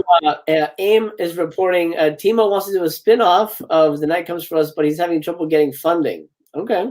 Well, Timo, I'd be very interested in what you were planning to do, because again, that's very hard to follow. Mm-hmm. I would love both, all of us to talk to you about it, and because I'm Mr. Structure. I'm all about Mr. Structure. Again, my speech for Disney was Kung Fu and the Art of Screen Action, and it was all about building a movie so people cheer, so people laugh, cry, and cheer, and you can do cheering with action, but not the way you're doing it now. Yeah, absolutely. And you don't really cheer in The Night Comes for Us either. You just sort of go. It's just an exhausting ride. Yeah. Amazing. Yeah. And the other problem with a spinoff is you need these great Silat practitioners, because that's all what they can do, not what you write or direct. If they can't do what they're doing, you got no movie. Right. Unlike other things. So now we've got, we can get to Wing Chun, which was going to be my original 10th. Wing Chun is another Chinese martial arts created supposedly by a woman. So it has a little more style. And they have, and I know a lot of people, when they think Wing Chun, they're going to think Ip Man. And yes, Ip Man taught Wing Chun to Bruce Lee, and they have a whole bunch of Ip Man movies. But just like Alex Richter, the great real Wing Chun teacher in New York, my favorite Ip Man movie is Ip Man Final Fight. When a man who doesn't know Kung Fu plays Ip Man and does a better job than Donnie does. Yeah. Ip Man Final Fight is an awesome movie because it is all the different levels. Very neat. The first half of the first one is exceptional, but then the last half is a Bruceploitation film, and the subsequent movies in the series are also Bruceploitation movies. Mm-hmm. The other Wing Chun movie is The Prodigal Son, which was Sammo's best directed film. But then I realized that those are both great movies, but they're not the fitting finale for our list. The fitting finale is our memorial to the Kung Fu film genre. Martial art films will continue, but Kung Fu probably won't, because China doesn't want them. And everybody's kowtowing to China now, because China has at this point after the pandemic, the #1 box office in the world. So every studio wants to get into China, and China frowns on Kung Fu. They don't want Kung Fu. They've already said that Shang-Chi won't be shown in their country. They're petty. So So basically, if you want to make a Kung Fu movie, good luck finding a producer, because they want to get into China. If they have a choice between a movie that can get into China and a movie that can't get into China, they're not going to do it. So I wanted to do what I did for 1 Week Only, the World of Exploitation Films. I want to pay homage. I want to bless the last two great Kung Fu filmmakers of all time, who could have been the greatest of all time, except China cut them off at the knees. #1, Wu Jing, Jackie Wu Jing. He made Wolf Warrior 1, which was good. And then he made Wolf Warrior 2, which was great. Which was so great, in fact, that it became the highest grossing movie in China history. And Wu Jing came out and said, we're already doing Wolf Warrior 3. Well, guess what the China Film Bureau killed? Wow. They said, no, you're not doing that. They came up with all sorts of reasons that were nonsense. And as I was talking about before, they threw Monster Hunter out of their country because they didn't like one joke. They didn't like one joke. Wow. Because somebody said, they're talking about, my knees hurt. And the Tony Jaa character, I think, goes, well, that's my Chinese. And China, and the Bureau threw it out of the country. Stopped it showing, yanked it from theaters, threw it out of the country. So Wu Jing, and what Wu Jing did in Wolf Warrior 2 is he created a uniquely Chinese hero, not a knockoff of a British hero, not a knockoff of an American hero. He created a uniquely Chinese hero. Mm-hmm. And he did the kung fu in ways that were very clever and very smart and effective. That's what I look for. Remember, not badass or tough, smart and effective. Yeah. And apparently, the excuse that the Bureau had was that, well, we can't glorify weapons and armies. We can't glorify them. But I think their problem was that this was a kung fu hero who was exceptional as an individual. He wasn't in a team. It was clear that the Wolf Warrior was the exceptional one, and everybody was lesser than him. And the movies that China lets in are these teamwork movies, these dragnet movies, yeah. So they just killed it. He's now acting in other people's movies. He can't make another movie. But the last one, who was really a kung fu genius, all due respect, Alex Richter, I think you're a Wing Chun genius, and I'll be willing to discuss with you if you're a kung fu genius. You're close. Yeah, I think you're pretty good. But the real kung fu genius was a gentleman named Zhu Huafeng, which is Xuhuafeng, who did a series of seemingly very difficult to understand films. Judge Archer, the Sword Identity. The Sword Identity was the one where I suddenly started to go, oh my, this guy knows more kung fu than I will ever know. Every single thing in this movie is a look into levels of kung fu that I haven't even gotten close to. And then it's not his last film, but it's the last film that China allowed to be released. He made 2 movies after the one I'm about to mention, neither of which China will allow to be released. The Final Master, aptly named. The Final Master is on DVD. It's on Blu-ray. Wellgo USA puts it out. It is that movie where I spent most of my time going, what just happened? How did they do that? But they were actually doing it all. And it's one of the final sequence where they're literally at the crossroads of kung fu, the past and the future. I showed that sequence. I think it's at least 10 minutes long. I've shown that twice at the Kung Fu Extravaganza because I'm going, yeah, you saw this last year, but you didn't see it. See it again. Keep watching it. I've watched it at least a dozen times, and I pick up something every single time, something new. I'm like going, and each time it's like, oh my goodness. Well, his career's done too. His career is over as well. These guys could have been the 21st century's kung fu masters. Now it's not going to happen. Damn. Things can change. I'm not saying it's impossible. China could change. They've changed before. But really, if you look at their history, they've burnt the Shaolin Temple at least 3 times over a period of hundreds of years. And as long as they have 3 billion people in the country, there's no way they want a self-improvement system that opens people's minds. Just not likely. But we have Marvel. I'm happy with Marvel. Yeah. I'm very happy with Marvel. They snuck in kung fu. No, okay. Yeah. Yeah. Wonder Woman snuck it in. Doctor Strange stuck it in. And we'll see what they do with Shang-Chi. Let's hope. Fingers crossed, right? But yeah, you have to do with artistry now because Jackie's too old, Sammo's too old, Jet's too old. They don't want to do it anymore. And they can't do it the way they used to do it. Although Jet, had he been a filmmaker, he would have taken the next step, which I'm sure Bruce would have done, which is, remember, it's not about showing off.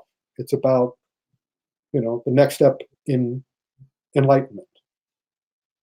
So you're able to do things, and Lau Kar-leung started to do that too, but all of them had producers and studios that demanded certain things of them. Right. So anything I missed, people? Anything I missed?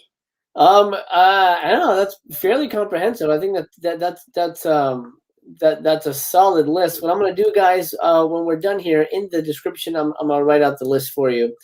If you have any questions for Rick, now's the time. But one thing, I'm going to look through the comments here while I find something. But while I do that, one thing that I think is so interesting about kung fu movies in particular is that most people watch it as, you know, punching and kicking. But there is, like, you speak about enlightenment. And for me, I'm always on a journey to, you know, for truth, or to understand the universe, to understand myself, my place in the universe.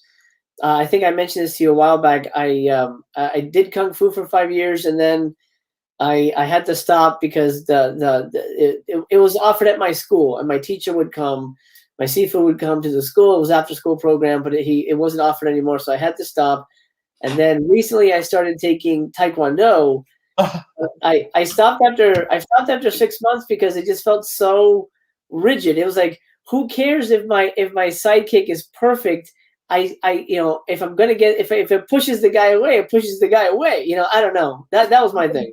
Taekwondo is popular because it's easy, and it's really hard to hurt it yourself or other people with it. Taekwondo is a Japanese martial art that were forced on the Korean people when the Japanese occupied them. They actually hunted down the masters of Tai-Kyun, which was actually Korea's real national martial art. Wow. Which looks like hula, but ends with a snake strike. But Taekwondo is not very, it's a sport. It's an intrinsically flawed sport. You already found the flaw in it, which is, yeah, your sidekick is great, but meanwhile you have that anchoring leg, which I'm just looking at, oh man, so easy to knock him down. Here's the deal. I can teach you Kung Fu. And Kung Fu, I mean, hitting and punching and kicking is not Kung Fu at all. It is martial arts, but even the best martial artists don't do that because they know it hurts them. What you want to do is not hurt yourself. You don't want to take this and break your hand. You want to do something smarter and more effective. So if you're dealing with martial arts, yeah, here's the lesson. Guys, this is free. Get the best human physiology books and writings you can find on the internet, human physiology, and then psychology books. The trick of winning a fight is, first of all, not to get into a fight. That's the first thing you do. Right. One of my best Kung Fu techniques is, you seem upset, can I buy you a beer? You know, and basically people take their self-hatred or their self-loathing and they project it onto you, and they want to hit somebody and hurt somebody in a bar or whatever. They want to have power over others because they don't have power over themselves. And so you don't want to be in a fight, number one. Number two, if you do get into a fight, you want to understand why the fight has started. That's important. You also want to predict the fight. Once you go into a bar, you can always tell a Kung Fu person when they walk into a room because their eyes go everywhere. And they see everybody who's there, and everyone, you know, and they've already judged people. Okay, I can defeat him, I can seduce her, I can defeat her, I can seduce him. You know, they've already know all that shit. And then if a fight starts, you're already ahead of it. Bruce Lee was right. You want to fight, you want to stop the fight at the source. But unfortunately, because he died, most people don't understand that the source is before the fight starts. You want to nip it in the bud before the first punch goes. You want to be behind the person. That's why. And also the other thing about fights is you want to end it as fast as you can. You want it over. This is why I don't like the way martial arts is mostly taught, because they're taught 1, 2, 3, 1, 2, 3. And the way they're taught how to fight is you have to punch, you pick, you punch, you kick, you block, you punch, you kick, you block. That's already way too long. You know, I don't have any blocks in my style because I don't want you to hit me in the face. Why would I want you to hit me on the arm? I'm not going to raise my arm and let you hit me. So in any case, once the thing fights, and also you want it to end fast and you want it to end definitively. Yeah. And so I don't run. I move closer. If a fight's going to start. And usually a fight with me is ridiculous anyway, because I'm going, look at me. I'm an old bearded guy. I mean, you're going to feel powerful punching me. There's only been 2 instances in my life where somebody was threatening to punch me. And my reaction was always, really? Me? You can't do better than me? punching me is going to prove something to you? When I did the sticky hands when we were doing the Tai Chi stuff, I always knew a muscle guy because they're trying to push, they're pushing really hard. They're not trying to share the energy, they're pushing. And I always let them push me until I can't go any further, and then just sort of I anchor and they can't push me anymore, and I lean in and go, you don't have to prove to me you're a man. So yeah, so then you want to punch me in the face, and what would I do? Get out of the way. Exactly. Get out of the way. Yeah. What's great about Kung Fu is that once the fist starts coming at you and you go into what I call the monkey mind, not everybody calls it the monkey mind. When I go into the monkey mind, things literally do slow down. And I see the punch coming at me and it's like, oh, which way am I going to go? You usually want to go in the direction of the punch because that puts you in a better position to do something terrible. Because that's where the human physiology books come in. Because there are all sorts of places on the human body where all you have to do is that.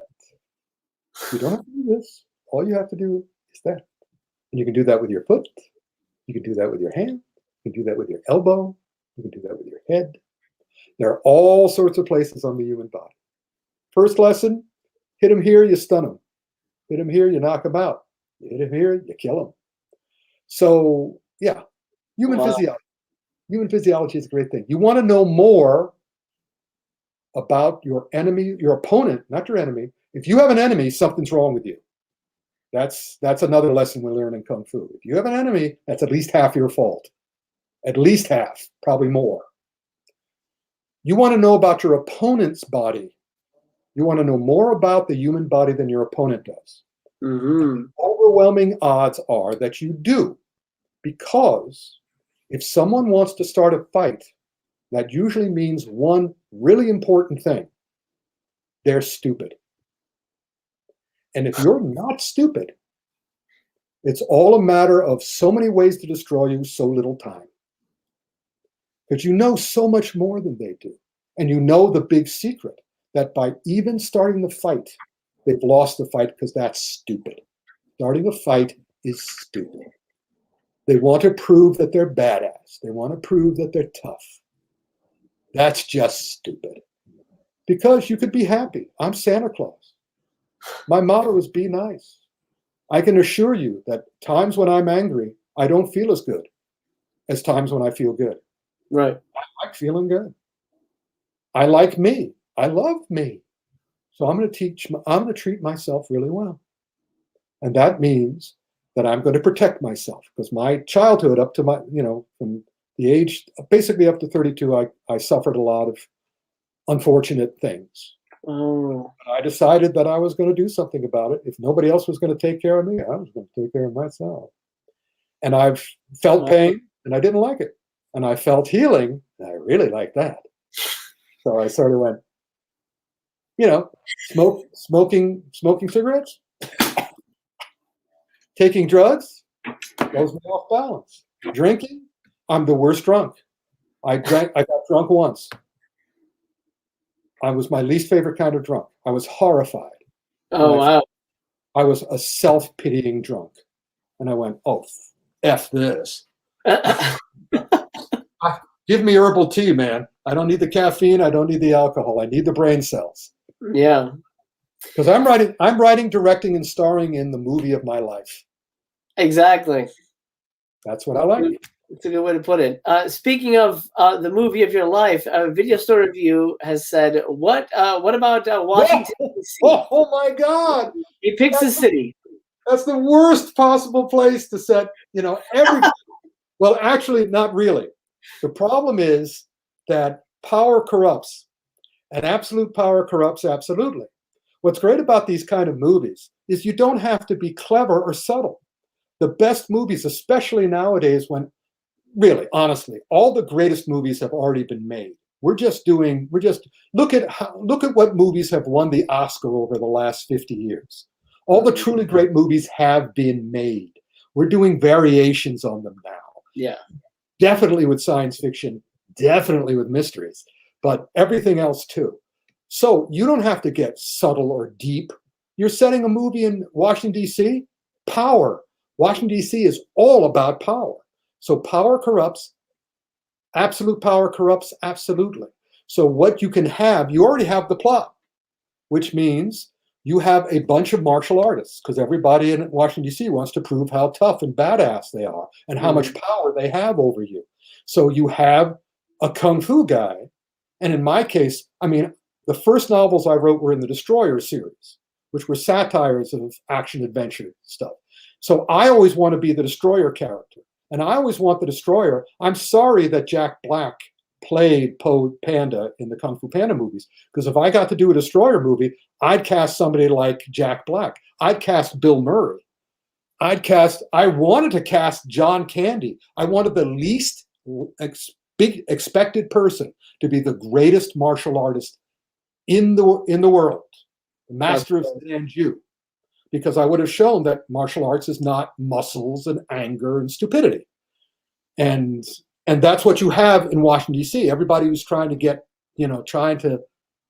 over on you and treat you cruelly. So you have a kung fu guy or the Destroyer there, and he just waltzes through and makes fun of everybody.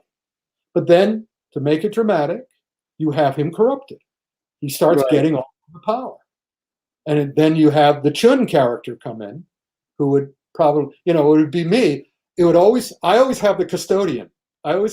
We have the garbage man. We have the janitor come up and go, "You're acting really stupidly. You don't want to do that." And then he would, pull his beard out and start doing the pai mei, Yeah. And then he would teach it. The way the doctor in John Wick, the doctor at the hotel in John Wick, should have taught John Wick how to fight better in the first John Wick movie. And then you can see we already have a movie. Then it was just a matter of choreographing the action scenes, so they build so that each one has a different meaning and fits into the movie better, and also has a different underlying theme. Because basically all you have to do for Lau Kar-leung or me is just say, all right, what do we want in this scene? We want him to show how this person's sexism isn't going to work. Well, that's what the entire fight will be about then. Right. That's what the fight will be about. And we will strip him. That's how, and then suddenly we have the audience laughing. We have the audience involved. We want to know how the fighter is going to get the underwear off. He's going to get everything else off. But then how he's going to do the underwear, because we're going to allow the opponent to learn enough that he'll start defending himself against it. And then our hero will take something from earlier in the scene or something in the opponent's office or something the opponent said and use that against him. And again, what's the audience going to do? They're going to roar. They're going to roar with delight. There you go. It's that simple, people. It's that fucking simple. There you go. And I can't convince Disney to do it. I can't convince my filmmaker friends to do it. So, like I said, I'm going to have to once the COVID completely lifts, I'm going to start doing it, and I'm going to involve all you guys, and let's do it, because it's going to be simple. We have to work a little bit. We have to have a lot of fun. Yeah. But it's simple. And I love what Lee Marvin said. I quoted Lee Marvin in one of my books, which is, if you do your cliche straight, they'll be blinded by your genius. Oh, there you go. Don't get too clever for your own good. Right. All right. Well, there you go. Minister Review. That's your movie. I know. Let's do some questions here. 6 Feet Down South has a question. Is Ralph Macchio one of your favorite martial artists? He's a great guy. I will tell you. I met him several times, and the first time I met him, I said, of course, just like everybody else in the world, could you do the crane? He says, I don't do the crane anymore. And I said, I understand, I appreciate it, but let me teach you a Tai Chi move.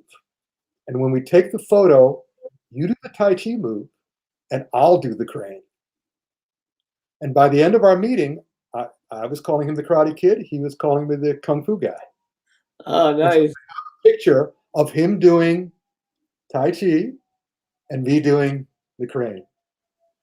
I love Ralph Macchio. That's awesome. Of course, Cobra Kai is great. Cobra Kai is just terrific. It's very good. Journal Melancholy says, it's not about Kung Fu, but do you like the movie The Last Emperor? I loved it as a kid. Yeah, The Last Emperor is a beautiful movie. It's about the history of China. Mm-hmm. And it's a very important movie for you to understand a little bit of why China is doing what it's doing now to its own Kung Fu films. The Last Emperor is absolutely another work of cinematic art, like Hero. Absolutely. Kubrick, hey, how you doing, buddy? And by the way, very important point. In my movie, Films of Fury, the Kung Fu movie, still available on Amazon Prime to see for free, you'll notice that we translate the word Kung Fu, which is a Chinese word. People have translated it different ways. Jet Li translated as a concerted effort toward a specific goal. A lot of people translate it as hard work. For a long time, I translated it as good work. But then when we were doing the research for the movie, we got a little deeper. And now we are defining Kung Fu as human achievement. Oh, wow. So The Last Emperor is about Kung Fu. Oh, that's it's cool. It's all about Kung Fu. It's all about human achievement. That's amazing. Kubrick brings up a good point. Bruce Lee said to mix fighting styles and the fighting techniques that work for you individually. Yeah, that's what he says by learn everything you can from everyone you can, then make it your own. Yeah. That's what it means. But the point here is, and I think this is the point, you want bullets in your belt as you have. So, again, when people are arguing about what the best style is, that's ego and money. It's like they're all great. Learn them all and also develop your own because basically they're all the same. Yeah. They're concentrating on some specific techniques in order for them to make money and to teach it well. But basically, it's all human body, human mind, the world around it, right, and how to use it properly. And I'm doing it in a style where you don't hurt yourself, and you're smarter than the other guy, and you're more effective than the other guy, and you know not to use this because this can break very easily. Actually, and again, it's much smarter to use their energy. So, that's what you want to learn to. So, yes, absolutely right. But go further. Go further. Exactly. So in order to use all the styles, you have to know all the styles. Yeah, and that's a lot of work, but it's worth it if you want to. It's worth it. What else do you have to do? You can go out smoking and drinking, or you can really get involved in human achievement. Yeah. The other important thing that's what the psychology is book for, because it's human physiology and psychology makes a perfect Kung Fu guy. You go into your own brain. That's another rule of my Kung Fu. You can't read anyone else's mind. You can read your own, so you should. Right. Don't try to read other people's minds. You can't do it. If you speak for yourself, you'll always be right. If you speak for anyone else, you'll never know you're right. You'll never know. You never can be sure you're right. You're probably not right, because they're going to lie to you anyway. But hopefully you've learned not to lie to yourself. And that way you become even more powerful. Yeah. Because even more than they know about themselves. So. Absolutely. So guys, we're going to wrap it up in a little bit here. So if you have any questions, send them in now. Before we get to I see one more question here. Before we get to that one, real quick reminder, tomorrow, Saturday, at 3 p.m. PST here on Master Chaos TV, we're going to be watching, we mentioned it a little bit, Bruceploitation. We're going to be watching The Dragon Lives Again. Here, live. Bring snacks, bring your popcorn, bring your drinks, get some Chinese food. Yeah, but don't bring me. Don't bring me. Yeah, we'll leave Rick out of it. I've already seen it. I've seen them all. He's seen them all. This is the movie where Bruce Lee's resurrected body teams up with Popeye to defeat James Bond, the man with no name, the Godfather, Emmanuel, and zombies and mummies. It is insane. It's a lot of fun. Don't give it away. Don't give it away, Master Chaos. I won't tell you how it ends. But it's it'll involve some punching and kicking. So that's tomorrow, 3 p.m. Right here, PST. Okay, last question that we have so far from Orlando. What do you think of The Foreigner? Well, I'm telling you, I love Martin Campbell. Martin Campbell made two of the best, if not the best, James Bond movies. Mm-hmm. Then effing Warner Brothers threw him under the bus for Green Lantern. Green Lantern was not his fault. So, but they threw him under the bus. They blamed him completely for that movie, which crippled his career. Ugh. So the fact that he came back with his GoldenEye James Bond, Pierce Brosnan, and Jackie Chan to do The Foreigner made me very happy. Is it a great film? No. Is it a good film? Yeah. Unfortunately, it's too derivative of what Jackie's already done and also what Pierce has already done in terms of James Bond. One of the fight scenes is right out of GoldenEye. And also right out of Casino Royale. So I was happy that he made it. I hoped it would, resurrect his career. I'm hoping that when they do the new James Bond, when Daniel Craig, if the new James Bond ever comes out, that they get Martin Campbell to direct it, because he said he didn't want. They've offered him every James Bond movie since Casino Royale, but he didn't want to repeat himself. He said, if I can introduce another James Bond, I'll do that. So hopefully he'll do that for the next one. Yeah. We know what we should do. I know Rick and I have been talking about horror movies, so I'm going to have him back. We're going to do horror movies, and I'm going to take a big leap here that you're a big James Bond fan too, right? First adult movie I ever saw was Dr. No in 1962. That's amazing. I've been on the sets now. I've met a lot of them. I've been to Pinewood Studios. I've been on the 007 stage. I've met the Broccoli's daughter and father. I'm a huge fan. In fact, let me hold on. I always have to pull this out because it didn't sell enough. And if you like James Bond, this is a must-have. Oh yes, that's on my list. Better. I write about all the action in the James Bond movies in this book. 750 pages. Everything you ever wanted to know and some things you never knew about the James Bond films. And again, I'm weeded throughout it talking about the fight scenes in every single James Bond movie. Oh, so, man. Love this book. Amazing. So get that book and get this book and read all about me. Yeah, I'm going to have you back on to talk James Bond, man, because I don't know that many James Bond fans that I can just, shoot the shit with, and I think that'd be great.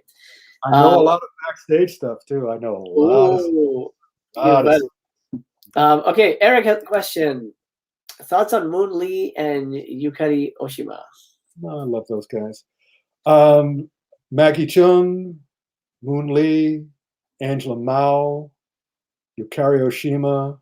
So many great ones. I'll tell you. You asked me for this, Master Chaos, so here you go. You ready? Okay. Last time I had an in-depth talk with Jackie Chan was 2001. I was involved in the movie that became The Medallion. I left long before it became The Medallion. I was consulting for it. And so in 2001, I'm in Hong Kong. It's Chinese New Year. Jackie Chan invites me to Chinese New Year dinner. At that time, Albert Young was his manager. And Albert Young had the Happy Valley Hotel. And so we met at the Happy Valley Hotel. And just like all of Jackie's dinners, if you're anybody in Hong Kong, you come and kowtow to Jackie at the dinner when it's a public, when they're in a restaurant. And it was in the hotel, the Happy Valley Hotel, and it was on the 7th floor in the restaurant. And everybody, I'm seated at the staff table. Usually he sits me at the Guilo table, but there were no Guilos yet. Guilo is foreign devils. Mm-hmm. And so I'm with his staff at that table, and in walks, who came in first? Oh yeah, the entire crew, the cast, and not the director of Rush Hour 2, because they were in Hong Kong at that time scouting locations for the opening. So they all come in and we're, hey, how are you doing? Everybody says so. Jackie seats them with me because they're all English speakers. Then, because it's Chinese New Year, in comes the Denver Bronco cheerleaders. Okay. They wanted the Dallas Cowboy cheerleaders, but they were busy. So the Denver Bronco cheerleaders were flown over to Hong Kong to be in the Chinese New Year parade, following a great Tai Chi guy who was doing a form down the street, and all the cheerleaders were behind him in uniform. It was awesome. But They were invited to, you want to meet Jackie Chan? They all come, and they're all sitting around there too. Then in comes Oliver Stone and Stephen Sondheim. Wow. They had just been in Vietnam together, and they come in to Hong Kong, and they know Jackie, and they're all sitting around. And again, this is another moment. Matt Groening did this. The creator of The Simpsons did this to me once too, and I was like, oh. Oliver Stone is being introduced to everybody. And when they get to me, he stops dead. And he points directly at me and he goes, now you're famous. And I was going, oh, he's such a joke. I'm the least famous guy here, so he's making a joke. The big Hollywood filmmaker is making a joke of the nobody. Right. And he sits down next to me. And all he wants to talk about is Chinese actresses. That's all he wants to talk about. Chinese actresses. He goes back to the very beginning. He goes through Moon. He goes through your character. Tell me what they're like. 2 minutes a day. So anyway, we finish the dinner. And we go down to the Pink Mau Mau, the club on the 4th floor. And we go to Jackie's private room. And we're all sitting there. And again, Oliver Stone comes to sit next to me and wants to talk more about the actresses. Ivy Ling Po. Oh yeah, my dear friend, Kara Hui Ying Hung, my young auntie, the star of My Young Auntie, who's still a magnificent actress and getting all these awards. She and I loved her. But in any case, so he wants to talk about her. Tell me more about her. He's completely, but also by this time, he's pretty drunk. And sitting next to him, I'm sitting on this side, sitting next to him is this beautiful Malaysian actress / model. And sitting next to her is her / manager agent, in quotes. And so Oliver Stone's talking to me. And every once in a while, he'll turn and look at her. He goes, oh my God, you have beautiful skin. And he'll put his hand on her naked arm and then push her against the wall. Push her against the banquette. We're on this banquette. So he pushes her against the banquette. And then he goes back to talk to me. And then he's talking to me. And then he turns back to her. He goes, oh, what did he say? I forgot what was the next piece. I'll just say, you have beautiful hair. That's what it was, actually. You have beautiful hair. And he grabs her hair and bounces her against the banquette again. And I'm sitting, and this time he's not even looking at me. He's just talking about, all the actresses and stuff. And I'm looking at him like, I'll look at you the way I look at him.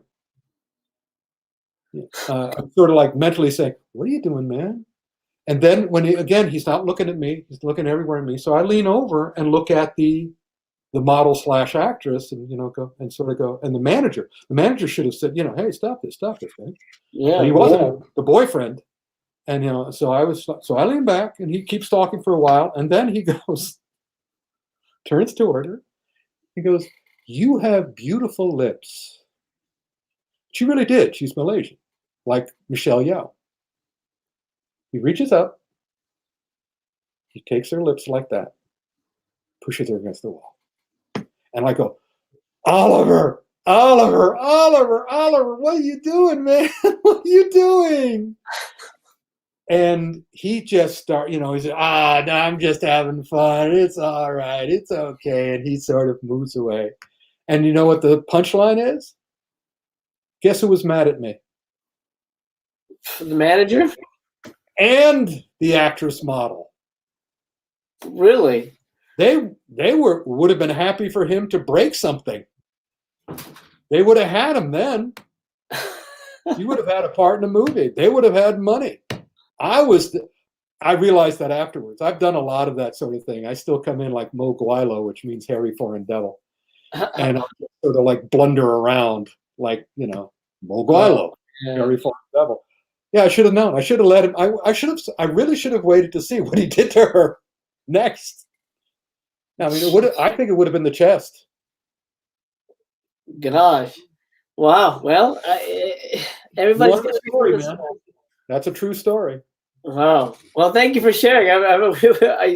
I did want some inside dirt. That's crazy. What a wild evening. Never forget that one, huh? But it fits. Oh no, I never forget. And it got even better because we went out to the dance floor, and my very first job, my very first paying job, is I was a camp counselor at a sleepaway camp in Windsor, New York, called Farm Camp Lowy. And one of my charges was the daughter of the choreographer of the Jackson Five. Oh wow. And she would teach us Jackson Five moves. Nice. Off the love you say, maybe you're on. And so all the all the Denver Bronco cheerleaders are out on the dance floor, and they're all doing their stuff, and I start doing the Jackson Five moves. And the head cheerleader, like the Terminator, she goes like that at me and goes, "What is that? What is that?" And I go, and I told her what it is, and she goes, "Teach us." And they all line up on either side of me, and we all do it in unison. I teach them how to do it. We all do it in unison. And I was just like, this is a dream. I'm going to wake up back in my hotel room and none of this would have happened. This is just the most awesome. And I still am.